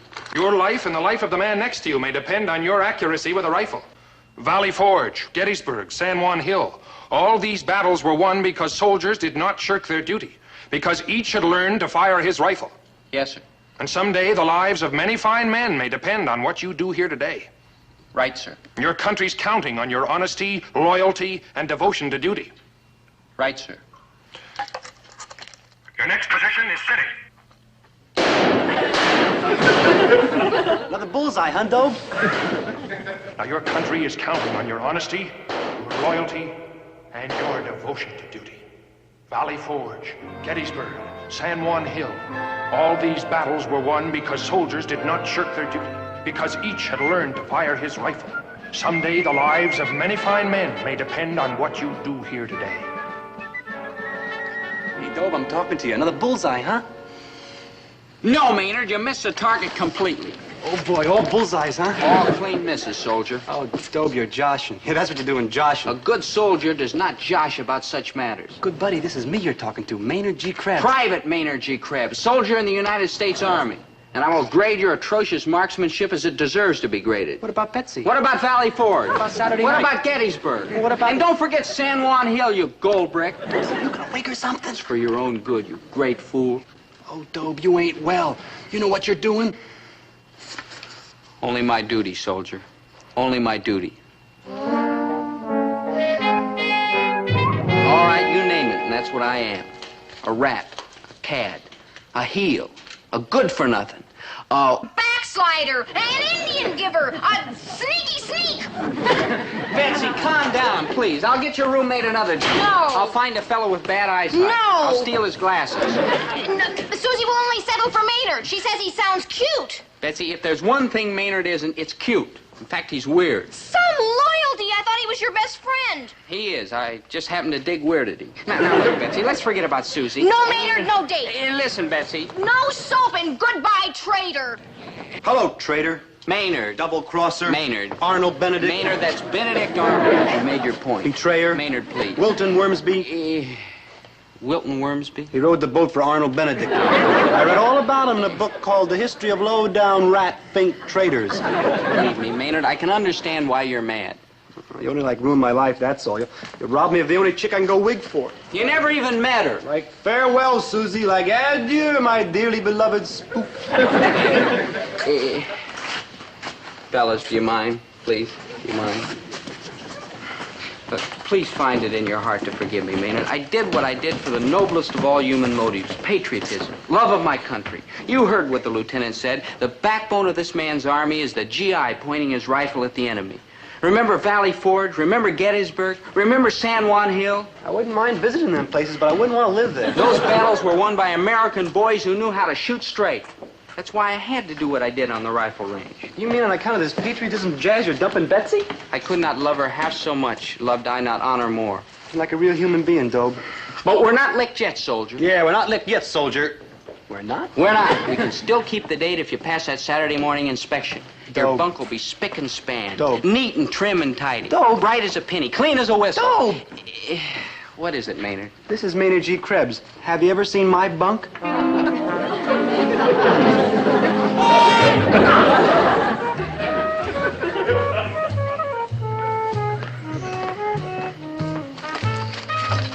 Maynard, how do you get your bunk so messy? I stay up late at night.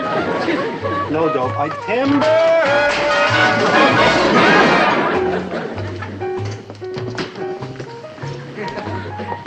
Oh, no, Dope, not my footlocker. You don't open my...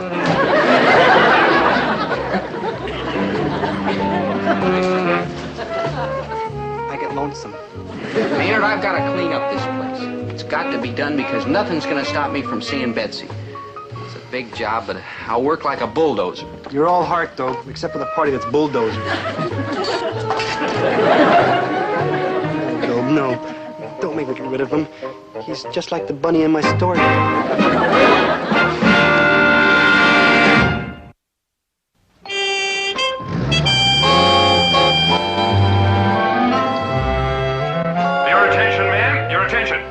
Your first weekly inspection will be at 0900.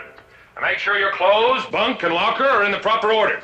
That is all. That's right, you friend. Please, Private Sprouse. How'd do, friend? Never mind that. You're in the Army now, soldier. Use the proper form of address. Oh, friend lieutenant. I went and found Private Gillis just like you told me. Oh, a good. Send the fine lad in. Oh, sure enough, neighbor. Gillis! Private Gillis reporting as ordered, sir. At ease, Private. Gillis, I've had my eye on you. You're a soldier. Now, I'll wager your military qualities run in the family, eh, what, soldier? Well, I don't like to brag, sir, but in the war, the big war, WW2, my dad was a first sergeant with the good conduct medal. Ah, I knew it, yes. Yes. Well, when you next write to Dad, Gillis, you tell him you're on your way, too. Up the ladder. Sir, you mean... Right. I'm appointing you... Now, hold on to your insignia, man. I'm appointing you acting corporal of your squad. Acting corporal? You mean the leader man of all us boys? Right. Acting corporal? Right. Temporarily in charge of your entire squad. Oh, thank you, sir. Thank you, thank you. And your first assignment will be to conduct the inspection of your barracks tomorrow. Dismissed? Yes, sir.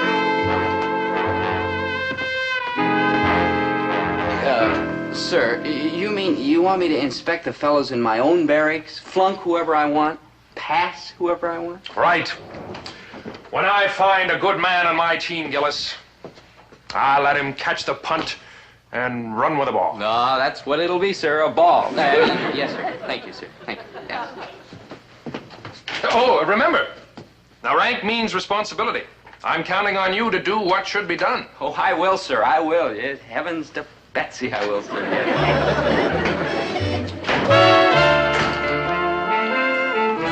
How do I look, Dobe? Like pretty military, huh? Maynard, one look at you and the enemy would surrender. You really think so? No. Me neither. Don't worry, Maynard. Everything's under control. What? Maynard, I'm making the inspection. Understand what that means? Yeah, it means you're going to cheat and Maynard. falsify. That's a just. Yeah, adjust to the score on the inspection so I pass. Right. Like right. Like wow. Like, wait. Wait. You sure you're not going to come all unglued again, Dobe? Maynard. I mean, on the rifle range, you came all unglued. I mean, all about San Juan Hill and Gettysburg and all like that. That was entirely different, Maynard. Learning to fire a rifle is a matter of life and death. This is just a barracks inspection. Yeah. Raise your hand and promise. Maynard, we're not going to lose a war because you can't make your bed or your footlocker sloppy. Yeah, good thinking, Dobe. Great thinking. Thank you, Maynard. Good, great sloppy thinking. Mm-hmm. Line up by your bunks. Acting corporals, begin the inspection. This is it, Maynard. That's what it is, it. Yeah.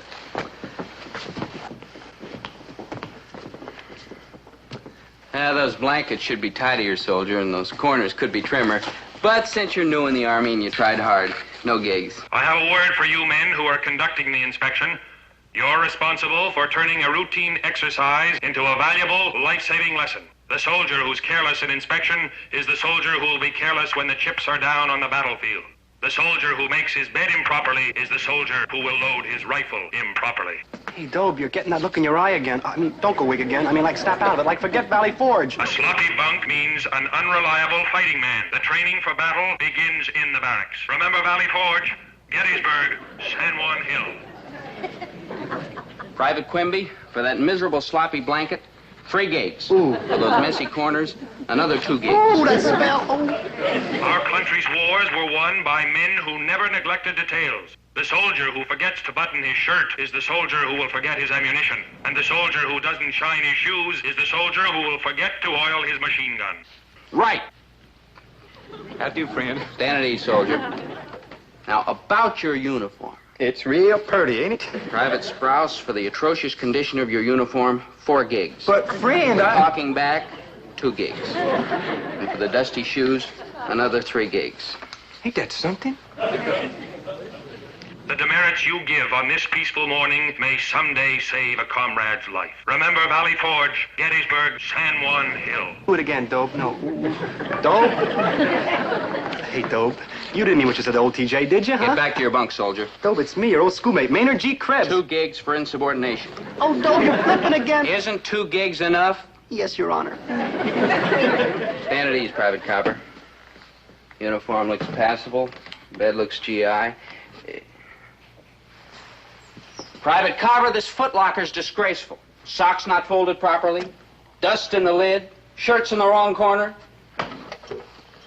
A total of 7 gigs, Private Carver. Inexcusable. Remember, this country's wars were won by men who never neglected details. The soldier with a dirty footlocker is a soldier with a dirty rifle. You're not doing your fellow soldiers a favor by being easy on them. What your buddy learns now may someday save his life. Be firm. Be tough. Someday your buddy will thank you for it.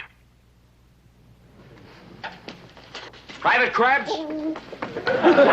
Don't you hate yourself Saturday For the night? pathetic condition of your uniform, 6 gigs. And you call yourself a soldier. No, I don't. Only my draft board. No talking your legs.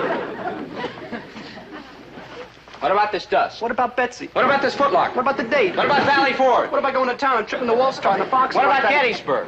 Oh, Dobe, you're sick. I mean, like you need help. And don't forget San Juan Hill. Oh, I'm like doom, doom, doom, doom. Oh, you poor dear fool. Someday you'll realize I'm only doing this for your own good. Dirt under the mattress, 4...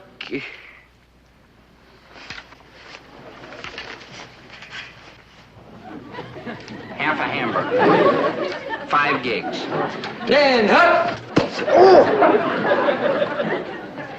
Everything under control here, Acting Corporal Gillis? Everything except this man, sir. Krebs, Maynard G. Well, you've been mighty rough on him. Just doing my duty, sir. Tell me, isn't this Krebs a personal friend of yours? Yes, sir, but to quote the lieutenant, rank means responsibility. Well spoken, soldier. But rank must learn to temper justice with mercy. But, sir... You're talking rank, soldier. Now, this man has had a very rough 4 weeks. Oh, they've been like miserable. He's obviously done his best. My miserable best. So I think we'll forget the demerits this time and give him one more chance. You mean like pass? For the time being, yes.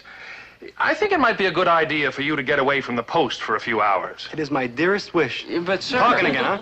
Private Gillis, I'm proud of you. You've been a bit overeager, perhaps, but I know you've done this to your best friend, the better to prepare him for the battle. That's true, sir. And, Private Krebs, be grateful. Friends like this are hard to find. Not for me. Oh, y'all friend or foe? Private Strauss. Oh, how do, friend? Private Strauss, do you know the first general order of a sentry on duty? Well, Well? well, no. Oh. Well, let's be fair about this, friend Lieutenant. Me and my buddies have just been in the Army for a short spell. And I mean, you can't expect us to know all them general orders and such in such a itty-bitty time now, can you? You know, I think I can. Oh, I think you're funning me, friend Lieutenant. Nobody could know all that stuff except some cotton-picking military genius. You might just be. Private Strauss, report to the Corporal of the Guard. Tell him you're being relieved of duty. By who? By a cotton-picking military genius.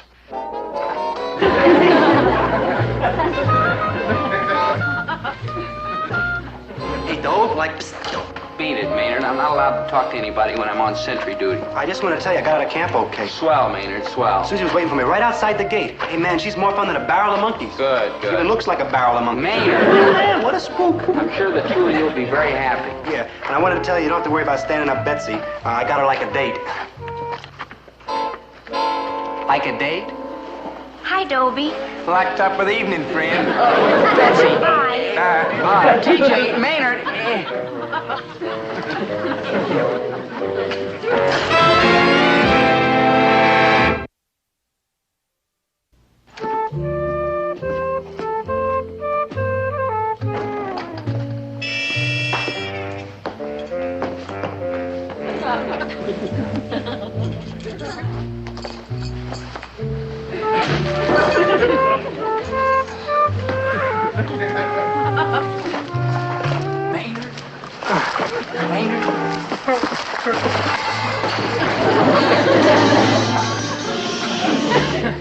Maynard, where have you been? It's after 3 o'clock. Man, what a night. First we went to the movies. Never mind that. How did Betsy and TJ get along? Oh, you got nothing to worry about, Dobe. I don't think they like each other too good. Great. How do you know? I think all through the movie she wanted to hit him. Really? Yeah, so he kept holding her hand so she couldn't do it. Maynard. Man, how bored they got with each other. No. Yeah. By the end of the picture, he was sound asleep with his head on her shoulder. Uh-huh. And she kept trying to wake him. Trying to wake She kept kissing him, but he wouldn't wake up. No, he just kept sleeping. Good night, Maynard. You ought to see the picture, Dobe. It's the Good monster night. that devoured Good night. Cleveland. Hey, Dobe. Dobe. Good night, though.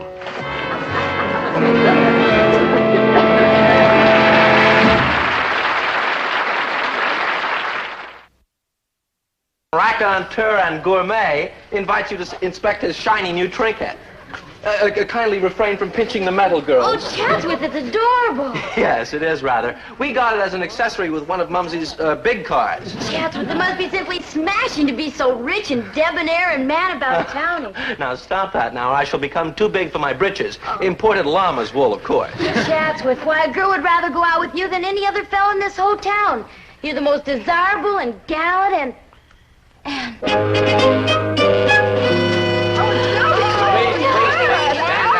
Hot breath is melting the crease in my uniform. Oh, Dobie, you're so dashing, so manly. Don't forget rugged. We fighting men like to think of it as the look of eagles. Hi there, civilian. Girls, do not be fooled by the uniform. He's still nothing but a low-bred oaf. Oh, Dobie, there's just something about a soldier. So heroic, so fearless, so soldierly. Yes, my dear. Compared to us soldierly types, civilians are nothing but pampered playboys. Oh, I'll bet his mother still has to feed him. Oh, come now. Where did you ever get such an utterly fantastic... Chatsworth. Now, you come here at once. You rushed off without finishing your lunch. Mumsy, please. You didn't finish that nourishing porridge that I personally supervised. Oh, Trembly, must you? Dobie!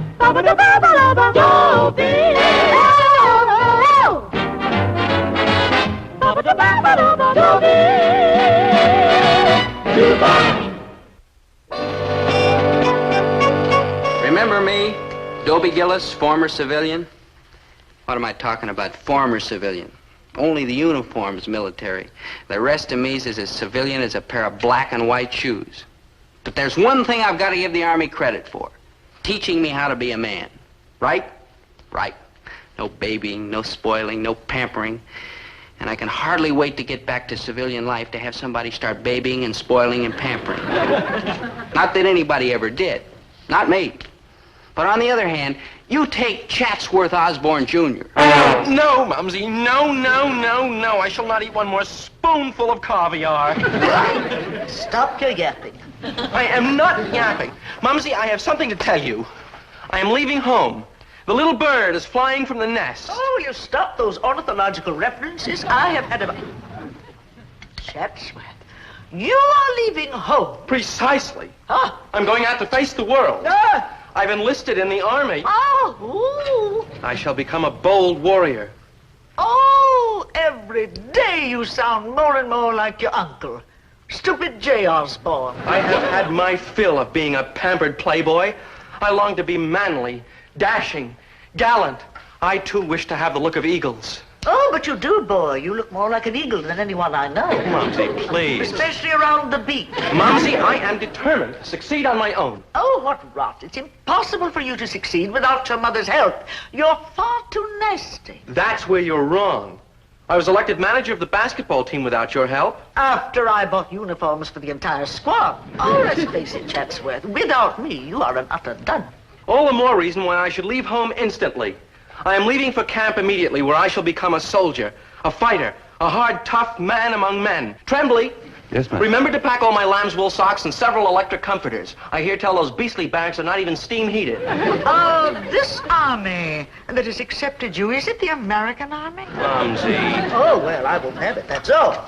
You can't go because I forbid it. Now, Chatsworth, it seems but yesterday since I fed you, tucked you in, sang lullabies in my glorious contralto voice. It seems but yesterday. Beg pardon, madam. It was but yesterday. Now, you going to believe a calendar or what is within a mother's heart? Oh, yes, madam. Mumsy, I am going, and nothing you can say or do will stop me. Ta-ta. I must away to the conflict. 1, 2, 3, 4, across the room and out the door. Oh, he is a nasty boy.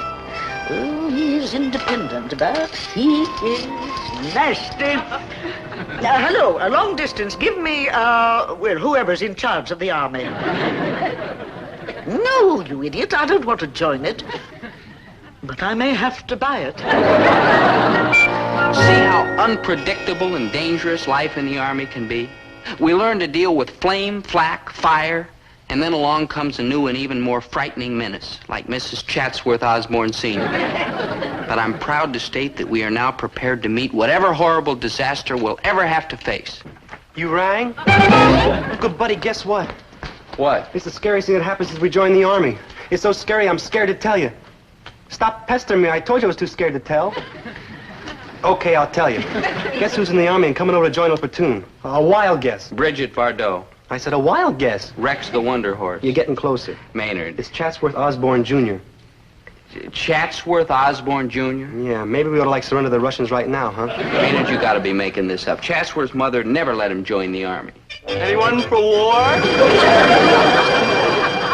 Chatsworth, what are you doing here? I decided to join up and improve the Army's morale. It was the least I could do. And you're in our platoon? But of course. Repping good luck, isn't it? Oh, boy. Like oh ditto. Yeah. You chaps don't appear exactly ecstatic to see me. What is it, pray tell? Oh, nothing, Chatsworth, nothing. You just don't want me, that's all.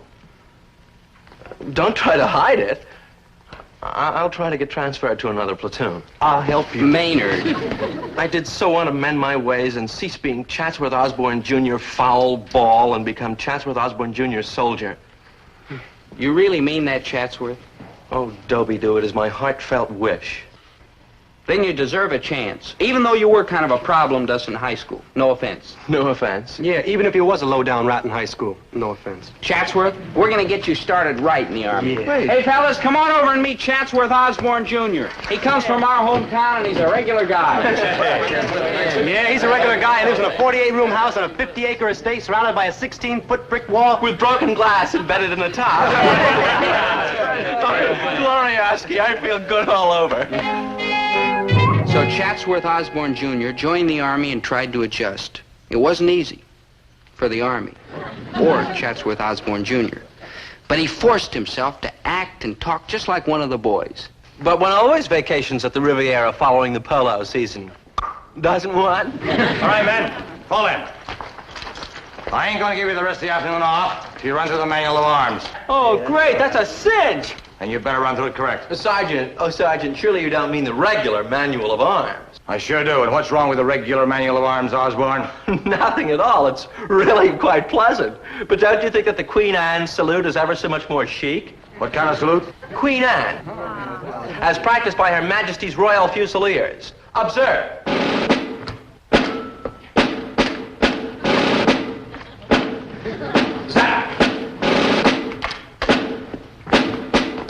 Hey, that's pretty sharp. None of you jokers gets off until you learn that Queenie salute like Osborne here. No, sure. Now fall out and teach them good, soldier. Never fear, Sergeant. I shall turn them into precision-drilled fighting machines. It is really quite simple, fellow musketeers. One simply grasps the rifle thusly and gives it a sharp check with the right foot. Darn that Chatsworth. We tried like the dickens to teach him the things a normal fella has to know if he's going to get along in this world. How to avoid work, how to goof off without getting caught, like that. It took a lot of effort, but finally he started to catch on. The proper technique for getting along is to volunteer for everything. That's the proper technique for becoming a hospital case. Chatsworth, you've got to stop volunteering and showing off, or the fellas are going to murder all of us. Yeah, we come from the same town, so we're up to our elbows with you, like 3 peas in a pot. Maynard, that's pod. Dear, I suppose you're right, Dobie-Doo. I simply must learn to curb my natural superiority. You can do it, Chatsy. I did it, and now nobody knows I was like naturally superior. Before I turn you loose to get cleaned up for chow, I want to run through this hand-to-hand combat we've been learning. You. Like me? Like you. Like me? Like you. Like me? Don't nobody move. There's like a sneaky ventriloquist around here someplace. Cut that blabbering, Cribs. Front and center. Now, let's say I'm your enemy, and I have a knife. I'm coming at you. What do? I'd like to become your friend. No. Crabs, you're a hopeless case. Like whom among us is perfect? Osborne, you come with me. Now, don't be afraid. I'm not going to hurt you. Osborne, watch it. Tarnation. Hey, that was a pretty smooth trick. Where'd you learn it? It's just a little dipsy-do I picked up from Mumsy. Mumsy? Yeah, she teaches dirty fighting to the commandos. Where are you yardbirds going? We gotta get cleaned up for chow, Sergeant. Nobody leaves this spot until they learn that little dipsy-do that Private Osborne picked up from Mumsy. Start demonstrating, Osborne. I shall be honored. Now, cronies, the basic element of hand-to-hand combat is leverage. Behold, I shall demonstrate with all of you. You first. One grasps the opponent thusly, and then... I did it again, huh? I would say you did it again. But I just can't help it, chaps. You see, I come from a long military background. And you're heading for a short military funeral. All right. It will not happen again. I shall lower myself to the level of you common men, or I am not Chatsworth Osborne, Jr., gentleman, scholar, and noble gladiator.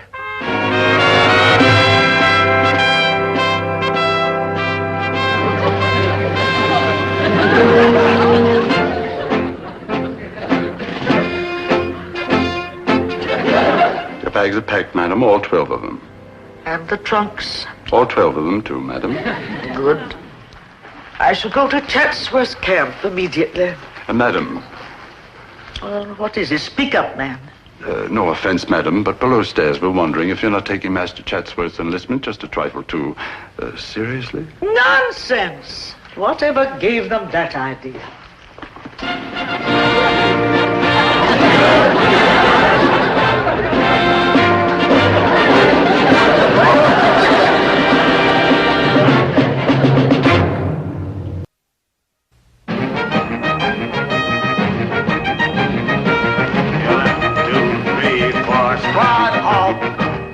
Left face.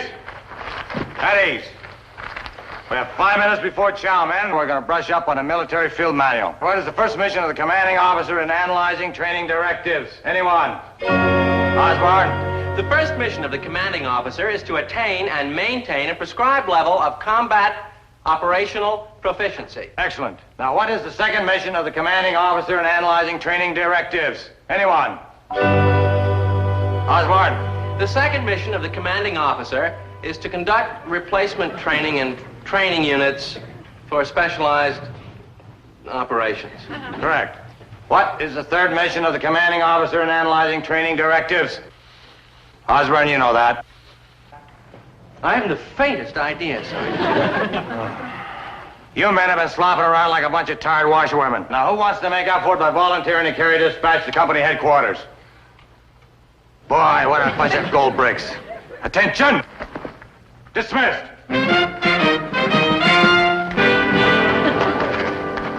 Tell me, pray, compatriots, how have I been doing these past few days? Pretty good, Chatsworth. You can see for yourself. Some of the fellows are even starting to like you. Even me. And that ain't easy because inside I really hate you. Observe how I've been meeting this challenge as I meet all others, with courage, determination, and stunning success. Now I'm starting to hate you on the outside again. And Mumsy, poor dear thing, she said I wouldn't amount to a hill of beans. Ha! Ha! Ha! Ha! You think that I'm going to settle for a chenille bedspread for my little boy's bed? Ha! I want pure silk, or I'll fly my own in from the Orient. Mumsy!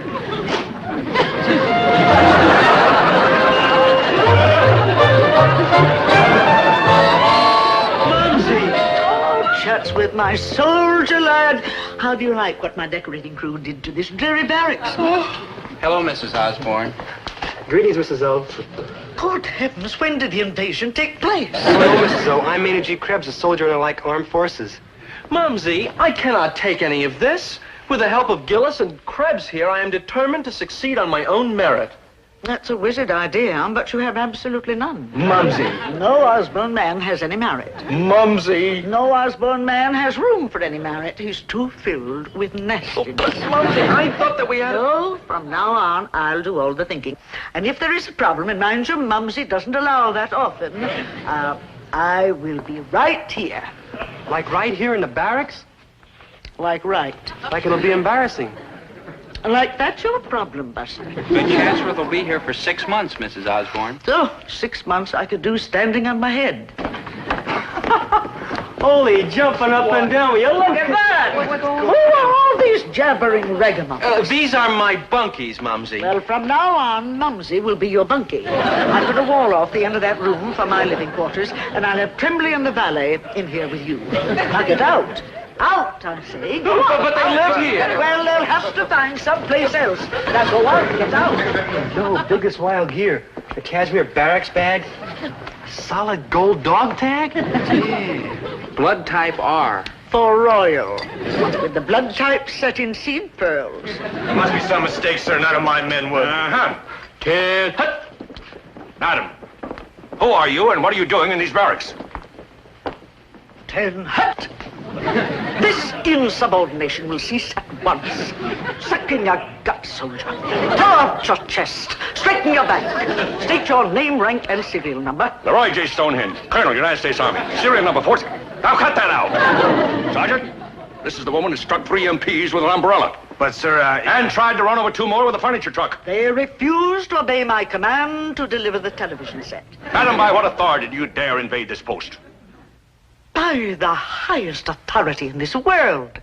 By the authority of an American mother fighting to protect her young. All right, you clods. Put your right hand on your hearts. And I want to hear 2 choruses of M is for the many things she gave me. Please, Sergeant, escort this person off the post immediately. You have not heard the end of this, you sniveling rascal. Do you know how many million mothers there are in America? There are 67 million. Do you know how many colonels there are? About 200. And there is going to be 1 less. We are going to pull you limb from cowardly limb. This is an outrage. Until I can investigate further, this barracks is restricted. Chums! Bunkies! Mumsy, no, I'll never be admired and respected. Never, never, never. Oh, chin up, Chatsworth. I have an idea that will fix everything. All right, escort me from the post, Tumbley. Come on, Chums! Bunkies! I assure you, I had nothing whatever to do with this. Oh, mice and rats. Dobie do. Krebs, baby. Surely you don't think I had anything to do with asking Mumsy to do this? Of course not, Chatsworth. We know you're trying to do the right thing, and you're not a low-down bum. That's right, you low-down bum. Maynard, we know you're turning into a right guy, Chatsworth, but I'm afraid we'll never be able to convince the other fellas. Yeah, they all think you're a low-down bum. You low-down bum. No offense. No offense. No offense, Chatsworth, but Maynard's right. They'd like to roll you up in a sack and then use you for kicking field goals. Yes, sir, Chatsworth was positively the most hated man in the Army, including the MPs. But then all of a sudden there was a change. Change? It was a revolution. Hey,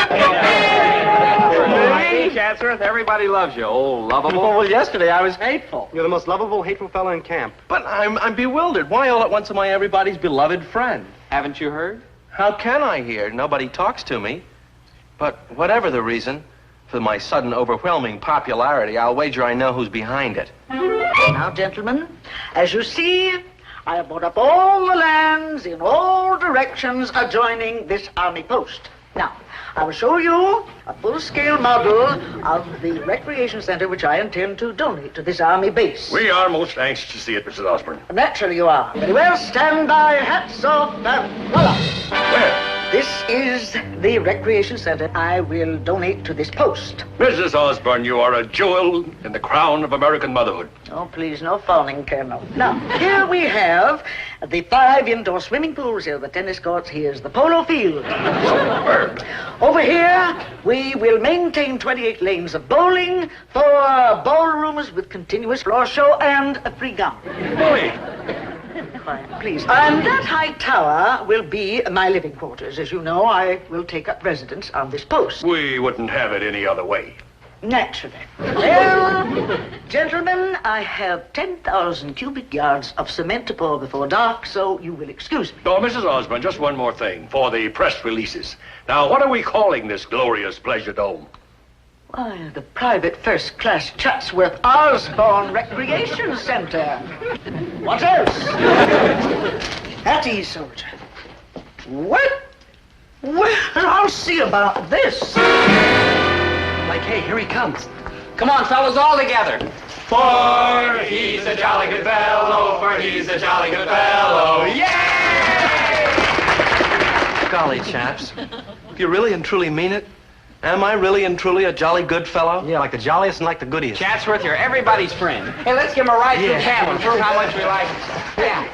Would you all love me just as much if there weren't going to be any recreation center? Oh, yeah. Oh, thanks. Because there isn't going to be any recreation center. What happened, Chatsworth? Your mother backed out? Oh, no. Mumsy's dead game. You mean the Army won't go for it? The Army has approved everything. Then who's like putting the whammy on this deal? I am. Like you? Like I. You mean no 28 lanes of bowling? Try to understand. And no 4 dance halls? Try. No free chewing gum? I'm absolutely desolate, Bunkies, but... Chatsworth, this note. How dare you tell me to stop construction? I've a good mind to take away your shiny new yacht and your platinum motor scooter. Mumsy, money isn't everything. Money isn't everything. Oh, doctors, nurses, medics. Oh, this boy is not well. Stretcher bearers. Mumsy, I am quite well. Oh, ridiculous. No Osborne says money isn't everything unless he's completely out of his head. Now, hear me, Mumsy. I am simply trying to tell you that it is impossible to buy respect with basketball suits and recreation centers. Well, how else would a schnook like you win respect? But that is the only way I can win it. I suppose I shall have to learn to get along without it. I take that to mean that you want to try to get along without your mother, too. You bull-headed, persnickety boy. Well... Now, hear me out, Mumsy. The Army brought me up here to try to teach me to protect you and all the other Mumsies in the USA. Now, how can I learn to protect you if you're up here trying to protect me all the time? You protect me? But you're just a boy. A boy? A little boy. Mumsy, how did you just describe me a minute ago? Bull-headed and persnickety. And how do you describe the grown-up Osborne men? Bull-headed and persnickety. You mean? Exactly. The Mumsies are always last to know. Oh, why did I let them cut off your curls so soon? I told them 14 was too young. There, Mumsy. I've grown up, that's all. Your little boy has grown up. When I get home, I'm going to take your first little blue sports car and have it dipped in gold. And you won't try to force the recreation center down our throats? Of course not. Did George Washington's mother build swimming pools for the Continental Militia? No. Did Custer's mother buy Indian suits for all the boys at Little Bighorn? No. No, they made good on their own, just like you will. Just like all the bull-headed persnickety Osbornes. Mumsy, I love you. All right, Chatsworth, break clean. And another thing. Yes, Mumsy. If I don't see eagles on your shoulder by Christmas, don't bother coming home.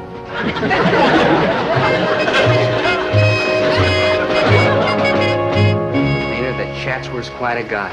Dobe, how can you say such a thing about a creep who slickered us out all that free chewing gum? Maynard, let me put it to you this way. You're sitting in a foxhole alongside another soldier, see? And the guns are firing and the shells are exploding all around you. Me, Dobe? Maynard, it's just a for instance.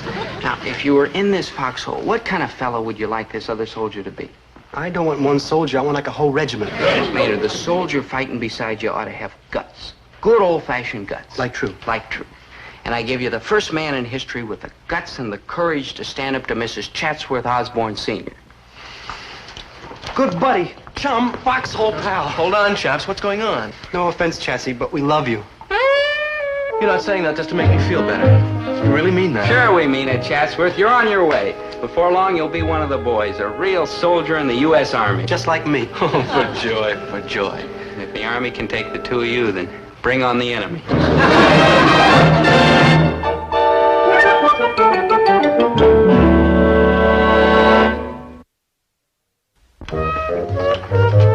Like, hi, good buddies. Who's winning? It's pretty close, Maynard. I started off by taking... Oh, no use explaining to me, Dobe. I don't like dig bridge. Dobie, I owe you much thanks for what has happened. And believe me, I have learned my lesson. What lesson? I'm going to curb my natural superiority. Attaboy, Chatsworth. Starting tomorrow.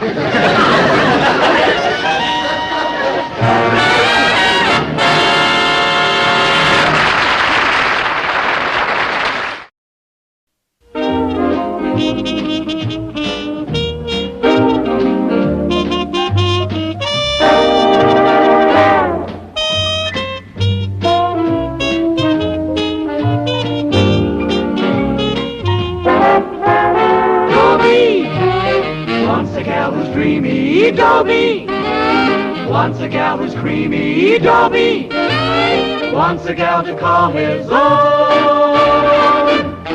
Is she blonde? Is she tall? Is she dark? Is she small? Is she any kind of dreamer at all? No matter, she's hers and hers alone. 'Cause Dobie has to have a girl to call his own.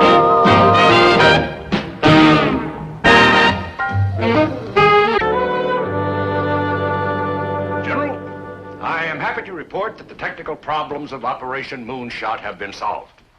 We are now ready to launch our missile into space. Excellent. And I am happy to report that all human problems involved in Operation Moonshot have also been solved. Excellent. Except for one little thing. Oh? We've tested hundreds of young men to be launched into space. Fine, strong, intelligent, capable specimens. Top drawer. But that is precisely the trouble with our experiment. We've tested only superior specimens.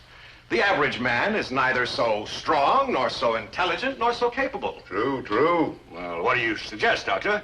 Well, since most of our missile flights will be carried out by average, not superior persons, it is vital that we carry out one more test. Let us find not the most strong, intelligent, and capable, but the least strong, intelligent, and capable.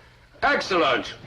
Once we know how much such an inferior specimen can stand, then we'll know how much anyone can stand. That is high-level thinking, Doctor. I will put our entire organization to work at once to find such a specimen.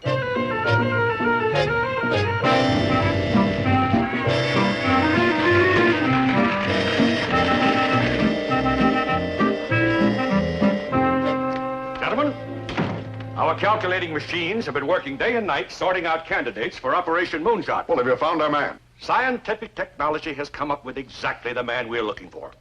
The least strong, least capable, least intelligent human we could possibly find. You rang? Dobie,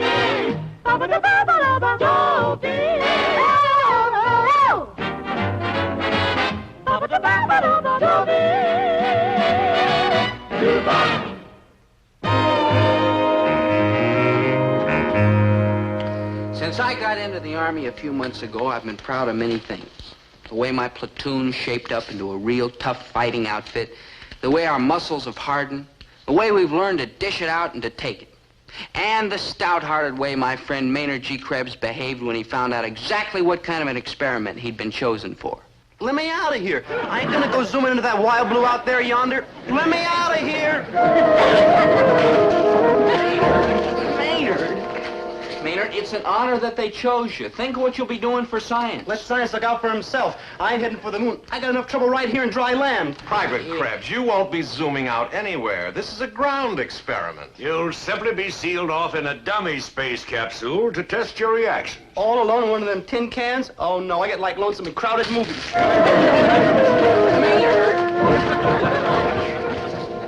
Oh, you gotta watch him. He's kind of tricky. At ease, Krebs.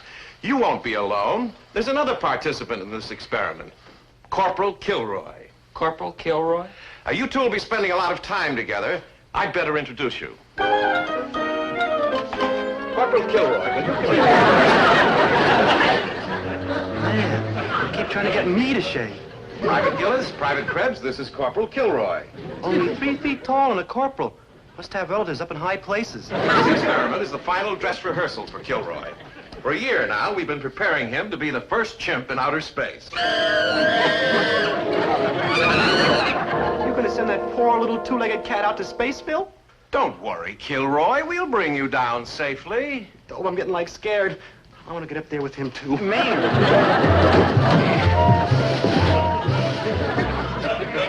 I warned you to be careful. That creature is the backbone of our experiment. And so is the chimp. We're trying our best to calm them down, sir. They're both frightened to death. Well, talk to them. Tell them they have nothing to fear. Use reason, common sense, logic. Well, according to our survey, that might work on the chimp, sir, but I'm not so sure of Krebs. Sir, may I talk to Private Krebs, please? Oh, yes, go ahead, son. Do your patriotic bit to save Operation Moonshot. Yes, sir. Maynard, Maynard, it isn't often that a fella gets a chance like you're being offered to serve your country, to serve science, to make this a better world. Couldn't I do all them things home in bed? Maynard, this is the kind of assignment a man should be proud to undertake. If you go through with it, you'll be a better man, and civilization will be better off because of your contribution. Gee, Dob, I'm getting like all misty. There, Maynard. There, Kilroy. If I can do it, you can do it. Krebs and that chimp are going to present tremendous difficulties. Locked in that capsule for a month, there's no telling what they'll do. What we need is somebody to control them. Exactly. Dr. Halsey, you mean... Right. There's only one other man absolutely essential to the success of our space program. Yes. No! Couldn't we, trade this gig in for 8 years on KP, huh? We can peel potatoes like nobody's business. Quiet, Gillis, Krebs. Now, I order all of you to stop being afraid. This is only a dummy space capsule. It's never going to leave the ground. The real one is over here. This is the one that's going up into space. Now, you three pioneers are going to be sealed off in this capsule for the next 30 days. That's so we can observe your behavior under the cramped conditions, the endless monotony, and the terrible loneliness of space control. You'll eat nothing but the concentrated food pellets in this glass jar. Once that porthole closes, you'll be as completely cut off from the outside world as if you were actually racing towards the moon. But couldn't we make it like a short trip like to Cleveland? From time to time, we'll observe your behavior through the porthole. Any more questions before we close the porthole? Yes, sir, Colonel. I have a question. Ain't I too puny and sickly and all right, delicate to then. make a Good luck, Welcome to Insecure Airlines. Maynard. Care for some chewing gum? Look. Coffee, tea, or milk, sir? Maynard, take a nap. Wake me when we pass Cleveland. Maynard.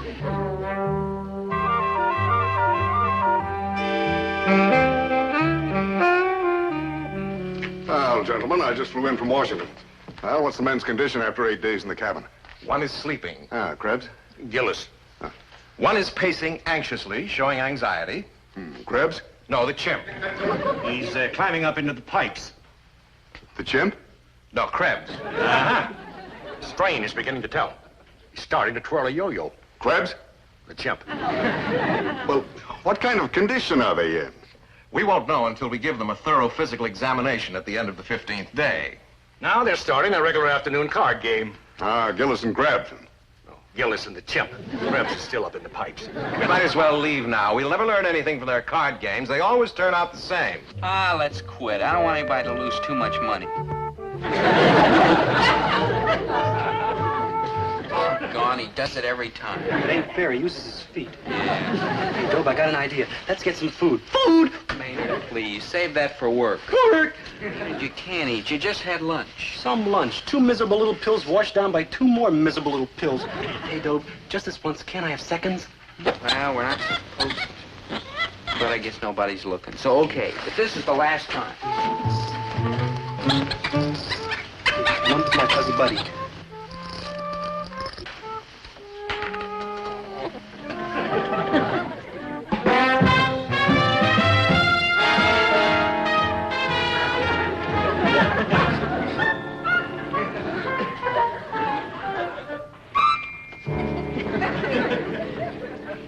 Like gloom time, huh, fuzzy buddy? Me too. We're stashed away in this outer space tin can like a bunch of sardines. Sardines? Oh, nice, juicy, oily sardines with rye bread and butter, and chocolate cookies and donuts. And energy, Krebs. You are a hungry dreamer.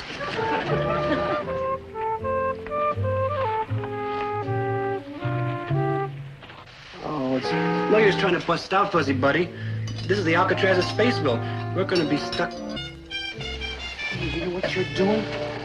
You're like digging an escape hatch. That's what you're like doing. Oh. Ooh, and you know what's out there, fuzzy buddy?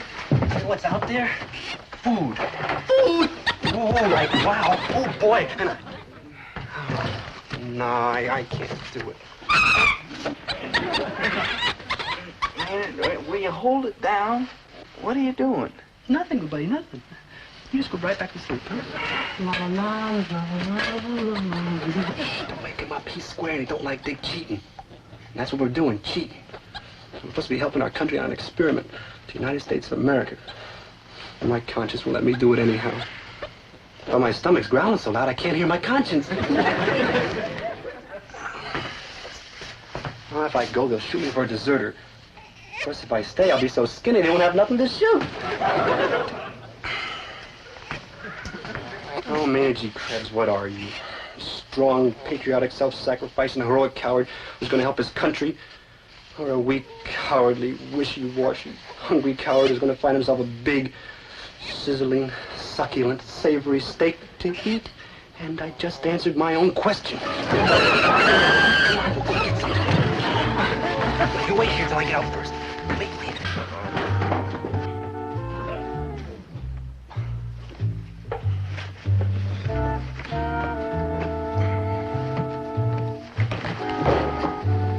Come on, Fuzzy Buddy. Come on. Now, Fuzzy Buddy. Which way to the mess hall? There we go.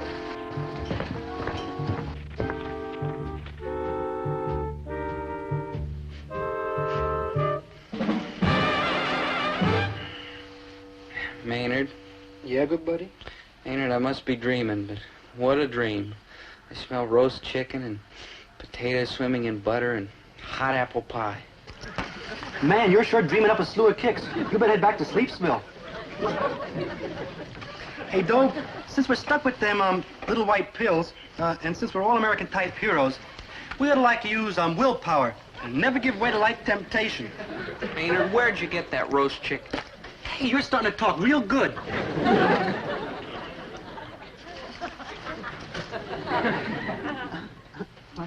Well. Fancy meeting you here. Why'd you tell me he was here, you little think? Nice going, Maynard. Now you ruined the whole experiment. You know, I'm going to have to tell the colonel about this. Dope? You'd rat on me? Maynard, how about science? How about space travel? How about the conquering of new worlds? How about a slice of roast chicken we snuck up from the mess hall? Dope, you wouldn't squeal on me, would you? It won't be squealing. It's my patriotic... No, Maynard, I'd drag you into this in the first place. I can't rat on you now. You'll never regret it, good buddy, because what's it gonna hurt? I mean, who's ever gonna find out me and the chimp have been eaten?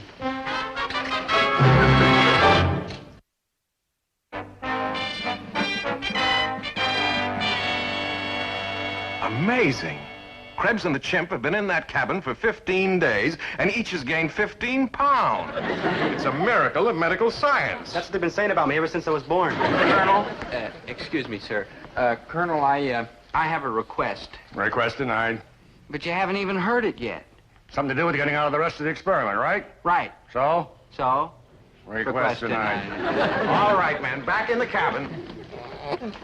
All except you, Kilroy. What are you gonna do with my furry chum? All right, Krebs, in you go. You've got 15 more days in that capsule. Yes, sir. All right, men, lock him up. Doctor, what about Kilroy here? Colonel, the CHIMP is as ready as he's ever going to be. I see no reason to delay Operation Moonshot any longer. All right, I'll put him in the other cabin right away. How soon do you expect to blast off? Tomorrow morning. Up to it, men. Yes, sir. Well, Kilroy, you may be the first creature from Earth to land on the moon. Who knows what strange sights you may see there. All right, Kilroy, in you go. Good luck, Corporal.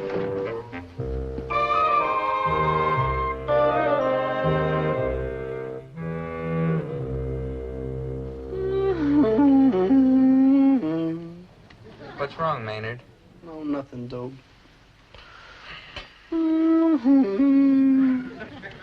What is it? I sure miss Kilroy. Oh, yeah. Huh? Now what? I sure am hungry. Yeah. Huh? All right, Maynard. Now what? I sure miss Kilroy, and I sure am hungry. I'm hungry, yeah. Well, why don't you go out and look for some food? And for Kilroy? Good thinking.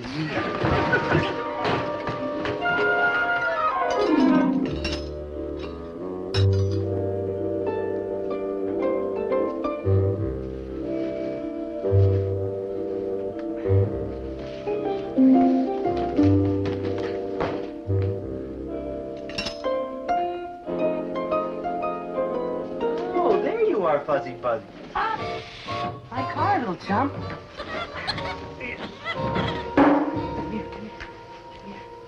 I got got like lonesome without you. Yeah. What's been going on, huh? What? Oh, yeah? You know, I like being with you. I mean, you make me feel like right at home. Like you were my family, like. Hey, maybe you are. Did you ever study evolution in school? Oh, no. Chimps don't go to school, do they? Yeah. Lucky dogs. Hey, that's funny what I said. Lucky dogs. 'Cause you ain't a dog, you're a monkey. No offense. Well, where was I? Oh, yeah, evolution. Well, in high school, which I got out of 6 weeks ago, which I got into 6 years ago. Well, anyhow, in high school, I learned all about evolution. Very interesting jazz. You see, men and monkeys all have the same ancestor. Darwin, I think he is. And he believed in the survival of the fattest. Fittest, yeah, fittest. Well, in evolution, I learned all about how the species developed. You know, like elephants and tigers and people and goony birds. You see, the lowest form of life is the one cell. And, of course, if you've ever been in jail, you know how low that is. Anyhow, about this evolution jazz. You and I are kind of like alike, only we're different, too. For instance, you got hair all over your body, and all I got is hair here in my chin. Of course, if I let my beard grow long enough, I'd have hair all over my body, too, but we'd still be different. I mean, I'm superior to you. No offense. I mean, let's take the things you can do and the things I can do. What can you do? Well, let's see, you can climb trees and peel a banana and turn somersaults and ride a bicycle, simple things like that. Now, me, on the other hand, well, come to think of it, I don't climb trees too good, and I do have a lot of trouble peeling bananas. I usually have to get Dobie to help me. And if you want to know the real truth, I ain't the greatest at turning somersaults. But I do know how to ride a bicycle. Well, it's not a bicycle exactly. It's more like a tricycle. I wonder why they keep telling me I'm superior to you. Well, it says so in the book, so it must be true. On this planet anyhow, and but where you're going, Fuzzy Buddy, things might be different.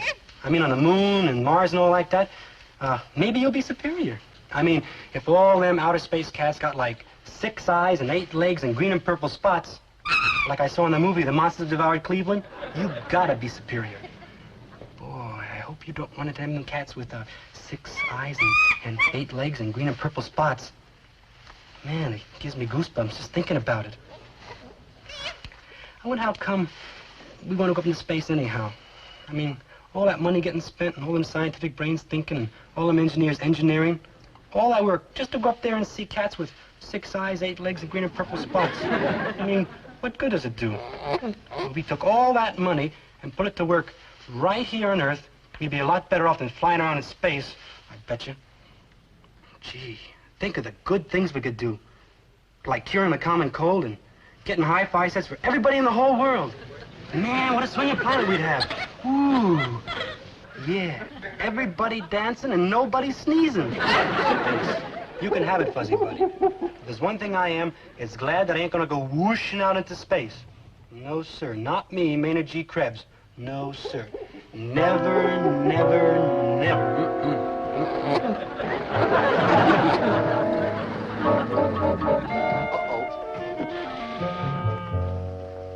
All right, then. Seal it up. And tell the porthole. Doctor doesn't want the chimp to get nervous. Make sure the escape hatch is secure.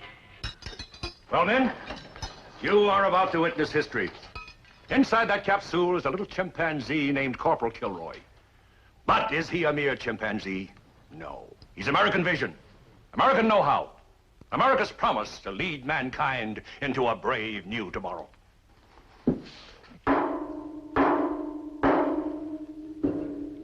You know what that is? That's little Corporal Kilroy trying to get through to us. And do you know what he's trying to say? Let me out! Let me out! He's trying to say, stand by, Moon. Here I come. All right, Ben, there's work to be done. That capsule must be out to the launching pad immediately. We blast off at dawn. Exactly 3 hours.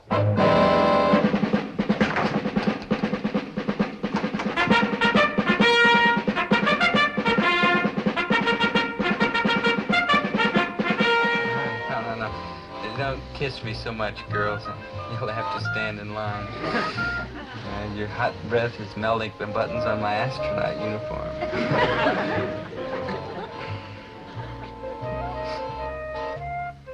Maynard? Maynard, I was dreaming again. Maynard? Maynard, you see all these beautiful girls. Maynard? Maynard? Maynard? Hey, it's gone. Oh, that Maynard. Stand by for Operation Moonshot. Prepare to blast off. We will now begin the countdown. Countdown? 200, 199, 198, 197, 196, 195, 194, 193, 192, 191, 190, 189, 188, 187, 186.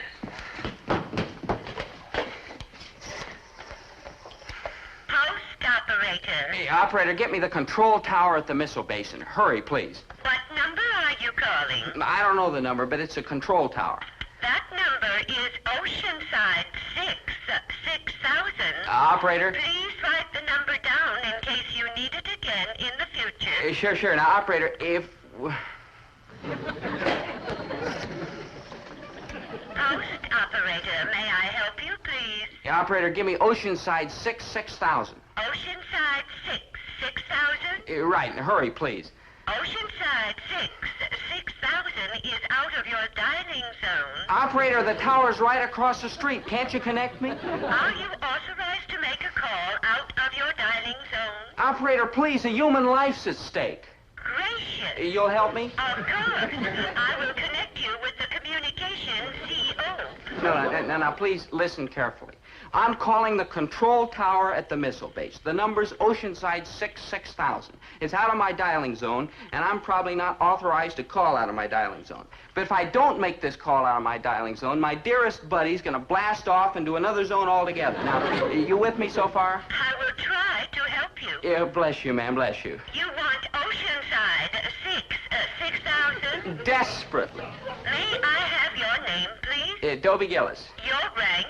Private. I am sorry, enlisted personnel are not permitted to call out of their dialing zone. Yeah, but this is an emergency, a matter of life or death. Oh, dear. You understand? Certainly. So I will tell you how you may apply for special permission to make the call. How? Write a letter to the Post Communications Officer. A letter? In quadruplicate. Send one copy to the Post Communications Officer, one copy to regimental headquarters, and one copy to... 4, 53, 52, 51, 50, 49. You got a special pass. Where do I get one? From me. Oh, thank you, sir. Don't sir me, soldier. State the nature of your business. I've got to stop the launching. My buddy's in that rocket. State your friend's name, rank, and serial number. Maynard G. Krebs. He's a private, and I don't know a serial number. You say this Grubbs is aboard the rocket ship? Not Grubbs, sir. Krebs. Maynard G. There's no Maynard G. Grubbs on the passenger list. Try Krebs. Him neither. He accidentally stowed away. Now, there's a wild story. You wouldn't think so if you knew Maynard G. Krebs. You sure you ain't one of those foreign spies over here to louse up our space program? Do I look like a foreign spy? Well, I don't know. You don't get many foreign spies around here. You better come have a talk with the security officer. He'll be finishing this golf game any minute now. Stop! No, stop! Don't do it! Stop! Countdown's over. I demand a recount.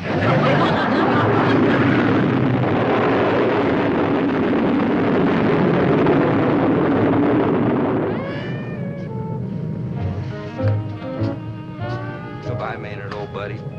Dearest pal and crony. Astronaut.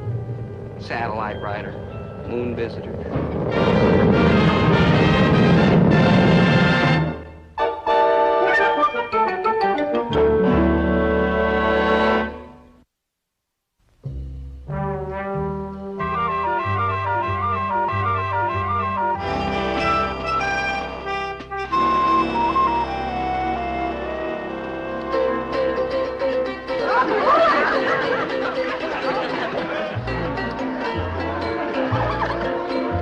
Thank you. You moon people are like real friendly and like real cool.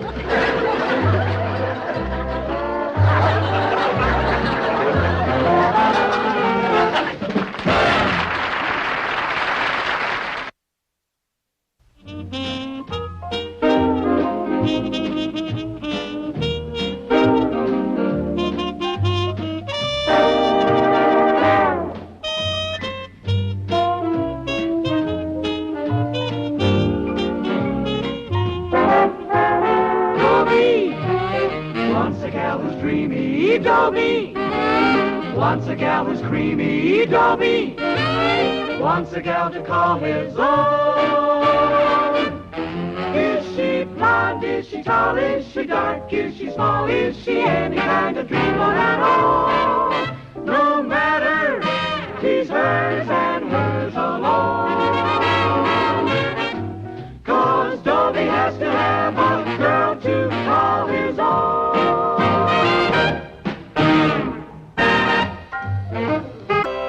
Just a few days ago, I was an unworried civilian. Today, I'm still a civilian, but I worry a good deal. And all because of this letter. And it started off so friendly, too. Greetings. Your enlistment in the United States Army has been processed, and from that point on, it gets too painful to read. But the way it changed my life, wow. I mean, everybody started treating me like I was marked fragile, handle with care. Even my dad.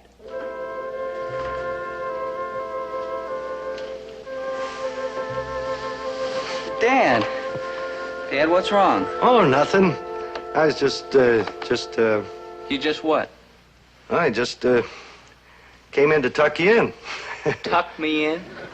What's wrong with that? I mean, what's so strange about a father wanting to tuck his son in? Oh, I wish I had a buck for every time I tucked you in. I could retire and go to Acapulco and loll around on the sand with all those rich folks and not work my fingers to the bone trying to support a kid who doesn't appreciate it when his old man wants to tuck him in. Okay, Dad, okay. Here, tuck me in.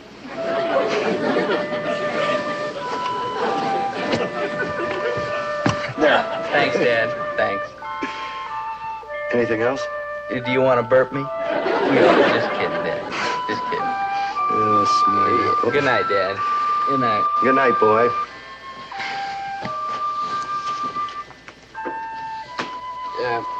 Something you wanted, Dad? No, I just... Oh, well, good night, Dad. Good night. Night. Good night, boy. Anything you wanted? What'd you have in mind, Dad? Oh, well, I was just thinking that... Okay, Dad, okay. Whatever it is, I want it. Shove over. Gee, I've done this a lot of times, too. Lullaby and good night. Thy father's delight.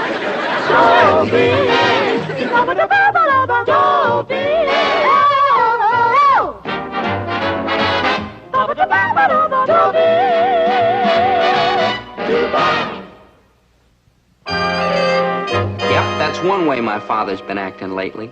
Like he had a soft spot in his heart, clear up to his head. But then all of a sudden, he'd start to act a different way. It was spooky. Take this morning at the crack of dawn.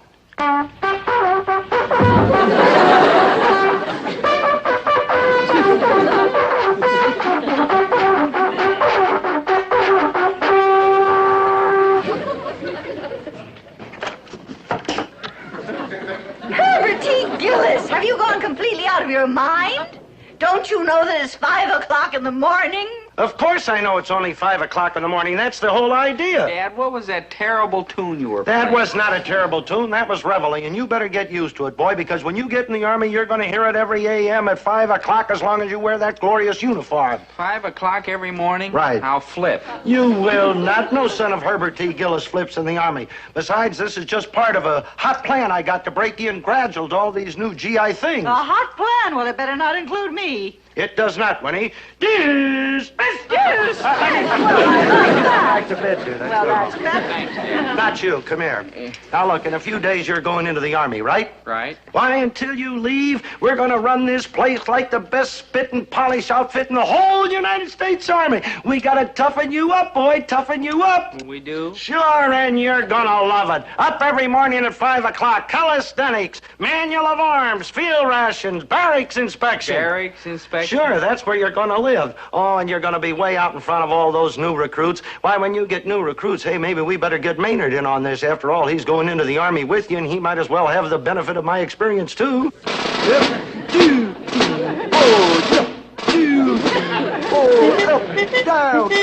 Down, get your backs in the oil. Gold bricks, you. Just now, sucking your gut. Down, up, get together, come on. Poor boys, Herbert, don't be so rough on them. Winnie, you are off limits. Keep going, don't stop. I got my eye on you, Winnie. I don't like to push our boy any more than you do, but somebody's got to do it or he'll get in the Army and fall apart at the seams. Well, look, Winnie, when he gets in the Army and he goes through all this hard work, why, he'll wind up spending half his time in the hospital. Oh, dear. And if he can't do it, they'll accuse him of gold breaking and off to the guardhouse. Somebody's got to do it, Winnie. It's for his own good. you're right, Herbert. If we're soft on him, we're only hurting him. You're right, girl, right. Keep going, boys. We're not going to baby you anymore. 1, 2, 3, 4. Follow my rhythm. 1, 2, 3, 4. Follow my cadence. 1, 2, 3, 4. 1, 2, 3, 4. What words do you think of when you hear names like General Patton or Captain Bligh? Toughness, discipline, hard as nails, right? Well, by normal standards, those fellas may have been pretty rough. But they were kindergarten teachers compared to former First Sergeant Herbert T. Gillis. 1, 2, 3, 4, detail, halt, at ease. It's indoctrination time. A little like Hurt? Maynard, indoctrination is strictly mental. It'll like Hurt. Now, pay attention, boys. The Army's no hayride, you know. A sound mind and a sound body. That's what you need. Right.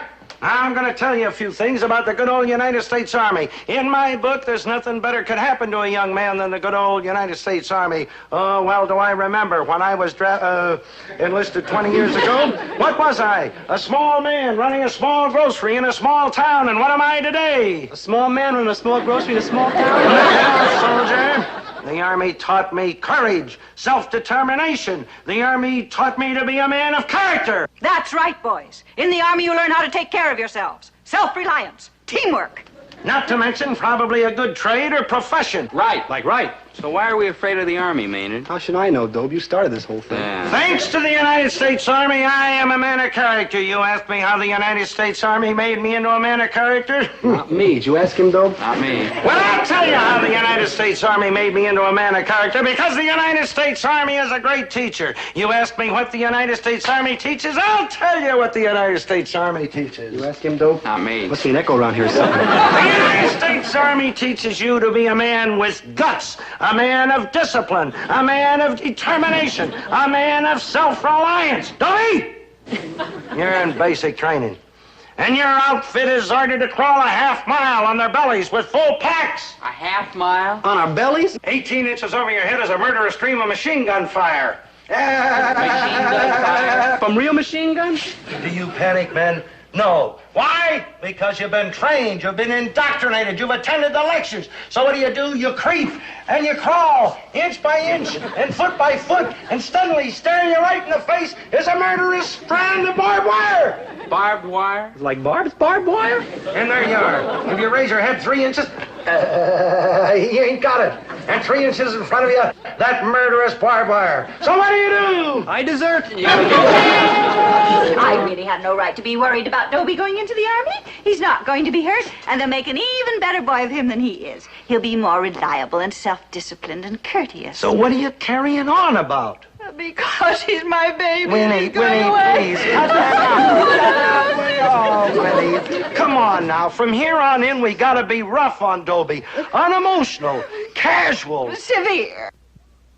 Rotten. Quiet! Now, Dobie's going to have to keep his barrack spick and span, so I got him practicing on his room. I told him to strip it down, bare essentials, get rid of all that childish junk he's been collecting for years. A sound idea. That's right. Get him used to the lean, hard, Spartan life. Hi.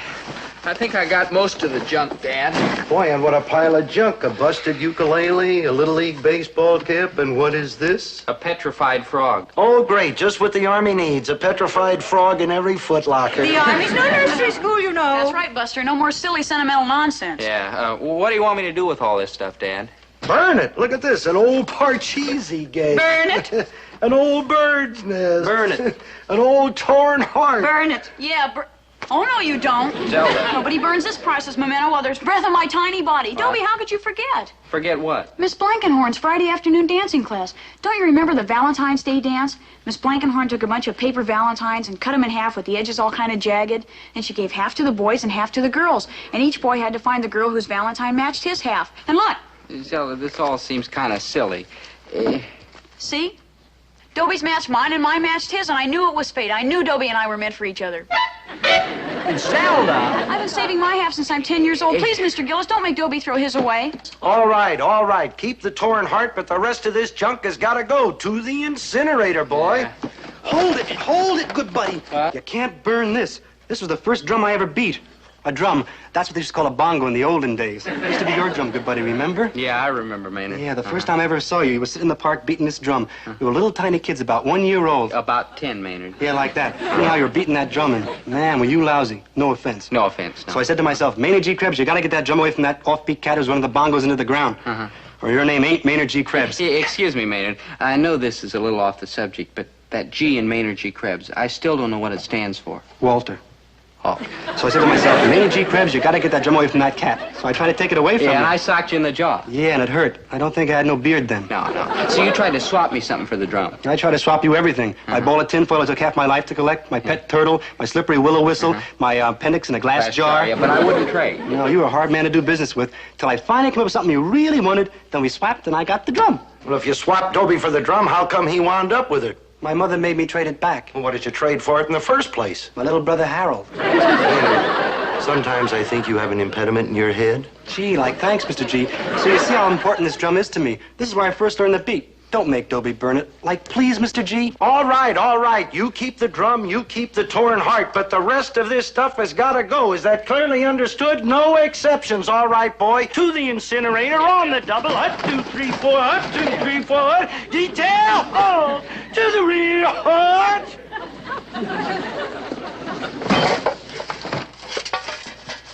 You were going to burn these? But, Dad, you said to take all this stuff to but the I incinerator. did not say you should burn a man's cherished memories. Cherished memories? This beat-up old pair of shoes? For your information, Private Gillis, this beat-up old pair of shoes happens to be the first pair of shoes you ever had. I am not going to have them burned. I am going to have them bronzed. Bronzed? Is that like French dipped? Bronzed, Maynard. Bronze is a kind of metal you cover the shoes with. Metal shoes? I don't know, Dope. Shoes ought to be made out of something like bendy, you know, something like... Like leather? Like each to his own taste. I kind of lean toward canvas. Maynard, you do not have shoes bronzed so somebody can wear them. You have them bronzed so you can keep them forever as a cherished memory. Oh, how well I remember the night I brought these home. It's a little over 18 years ago. I remember the night Doe was born, and I was in the Army then myself, the big war, you know, and I was home on my first furlough.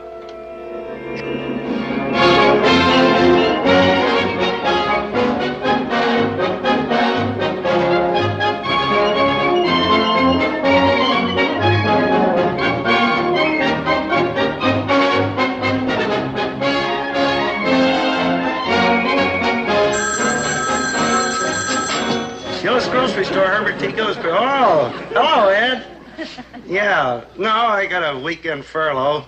Yeah, you know, Winnie and little strangers on his way. No, I hitchhiked in. I'm going to hitchhike back. Yeah, I've been saving up on those coupons, you know. I want to have enough gas for that big mad trip. Yeah.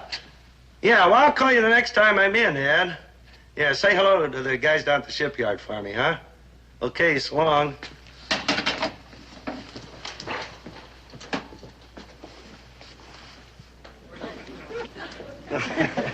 Oh, there you are. I was just going to bring this up to you. It's a little present I got you. It's a bed jacket for in the hospital. Oh, Herbie, it's lovely. Oh, I'm certainly going to be one of the 10 best-dressed women in that maternity ward. Yeah, and your old lady yapping you should have married Sheldon Klug, the plumber. Hey, wait, I got something else in here, too. Oh, here's something. I'm going to put you to work. You're going to have to sew this on my uniform. Herbie, they've made you a colonel. Oh, wait, a colonel. It's one stripe. It means I'm a private first class. Oh, you're first class, all right. I'm glad the Army appreciates that. Yeah, and I got something else in here, too. A little present for Dobie. Oh, Herbie, dear, I do hope you've been sensible and gotten something that both girls and boys can use, because after all, we don't know what Dobie's going to be. What do you mean we don't know? It's gotta be a boy. Whoever heard of a girl named Dobie? Here it is, kid. His first pair of shoes. Oh, what are you laughing at? What's so funny? Well, it's just... Well, come on, what's the joke? And what's the matter? You begrudge your own kid a pair of shoes? You want him to go through life known as shoeless Dobie Gillis? No, dear, it's just that babies don't need shoes, not for months. I mean, some babies don't even walk until they're a year old. Not this baby, kid. Why, little Dobie's going to be running all over the place in 2 weeks. Just think, Winnie, the little feet that go in these shoes can take our boy any place he wants to go. Right up the ladder of success, all the way to the top. Herbert, I feel kind of funny. Will you get me to the hospital, please? Now?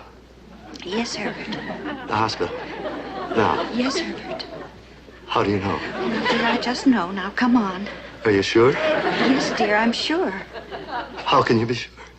Well, I have an instinct for these things. I guess I just have to take your word for it. Now? Now? Well, what are you standing there for? Come on. Oh, wait, you better go with me. Come on, now, take it easy. Don't trip over anything. Oh, wait a minute. Hold it. Almost forgot something. I gotta take these so Dobie can walk home from the hospital.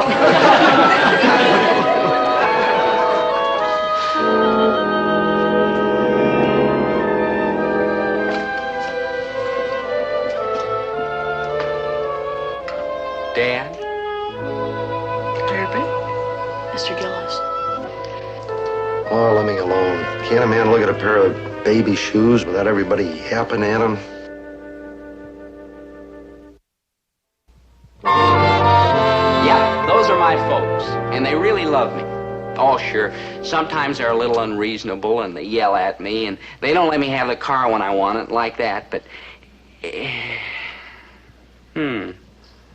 If they really love me, why do they treat me like that? Ah, of course they love me. And love is the greatest thing in the world.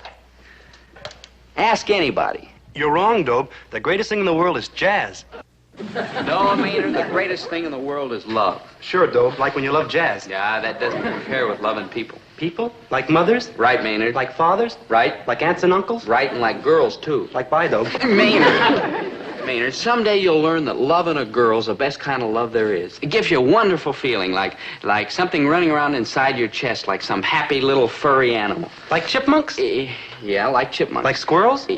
Well, yeah, like squirrels. Like beavers? Maynard, beavers are a little big to be running around inside your chest. It all depends on the size of your chest, don't it? Well, yeah, you look I at bet this even with a little tiny chest like yours, you could get a couple beavers in there if there was all kind of squinched up. Squinched up? Maybe 3. Yeah, look. Well, take bears. You never get a bear in there. Maynard, enough! Hey, buddy, go on. Now, you get this wonderful feeling, see? Ooh, man, or a tiger. Man, you'd be in big trouble with a tiger in there. All that clawing and scratching and swinging that big stripy tail. Oh, man, I never want a tiger inside.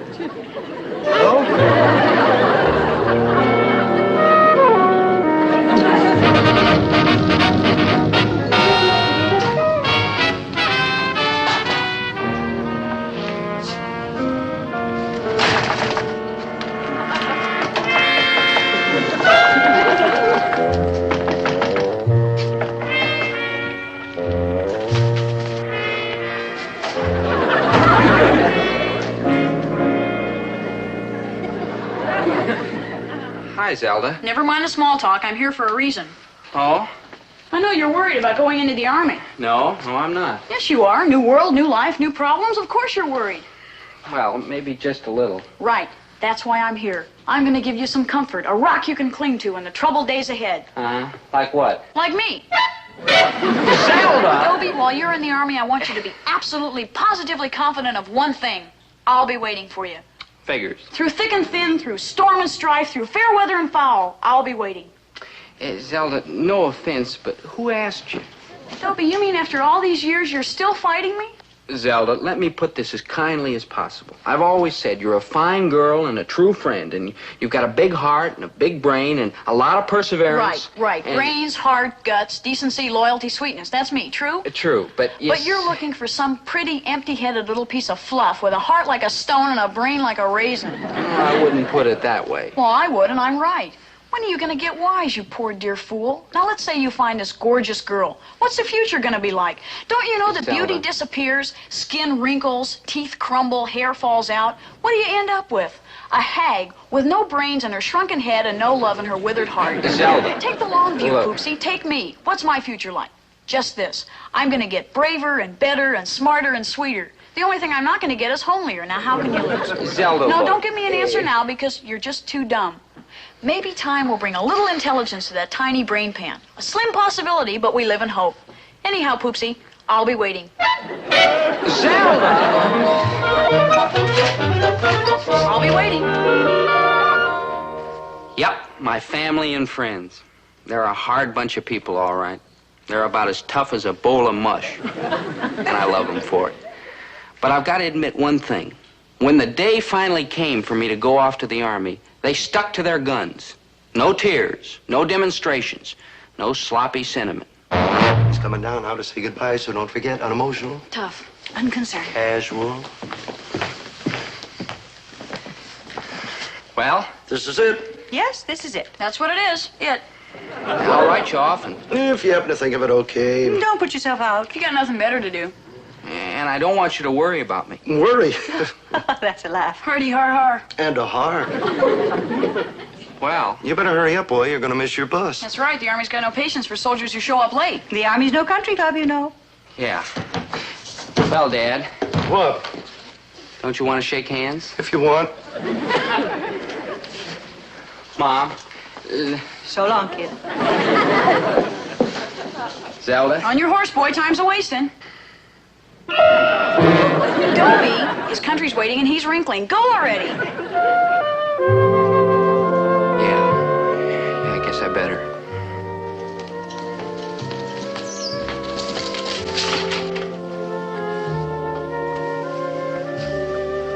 Well, so long. Bye. So long. So long.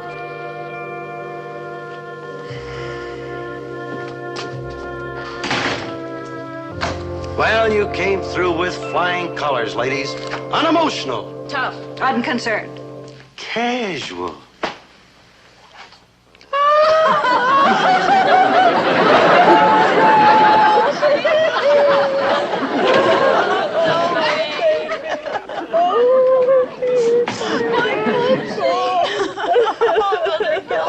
Excuse me, I don't want to disturb. What can I do for you? Well, I did want a can of sardines. Large or small? What's the difference in price? Well, the small is 28 cents. And the large? 46. I'll take the small. Anything else? Half a pound of Swiss cheese. With or without? What's the difference in price? Without is 48 cents. And with?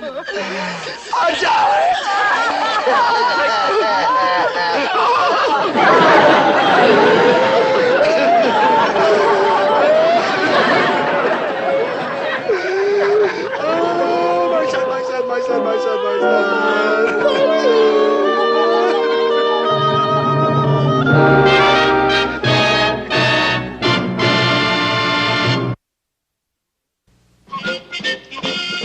All set, Maynard? All set, good buddy.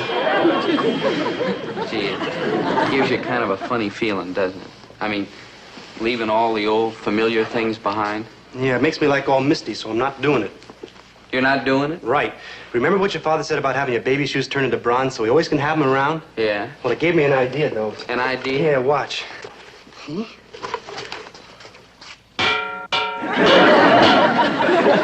Good thinking, huh? Good thinking, Maynard.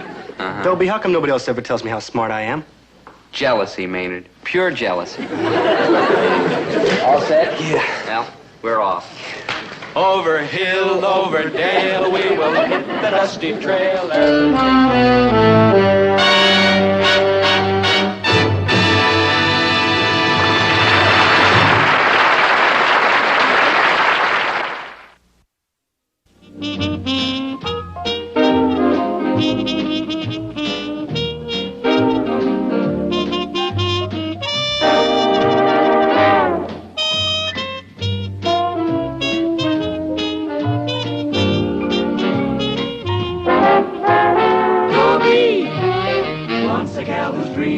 Dobie, wants a gal who's creamy. Dobie, wants a gal to call his own. Is she blonde? Is she tall? Is she dark? Is she small? Is she any kind of dream or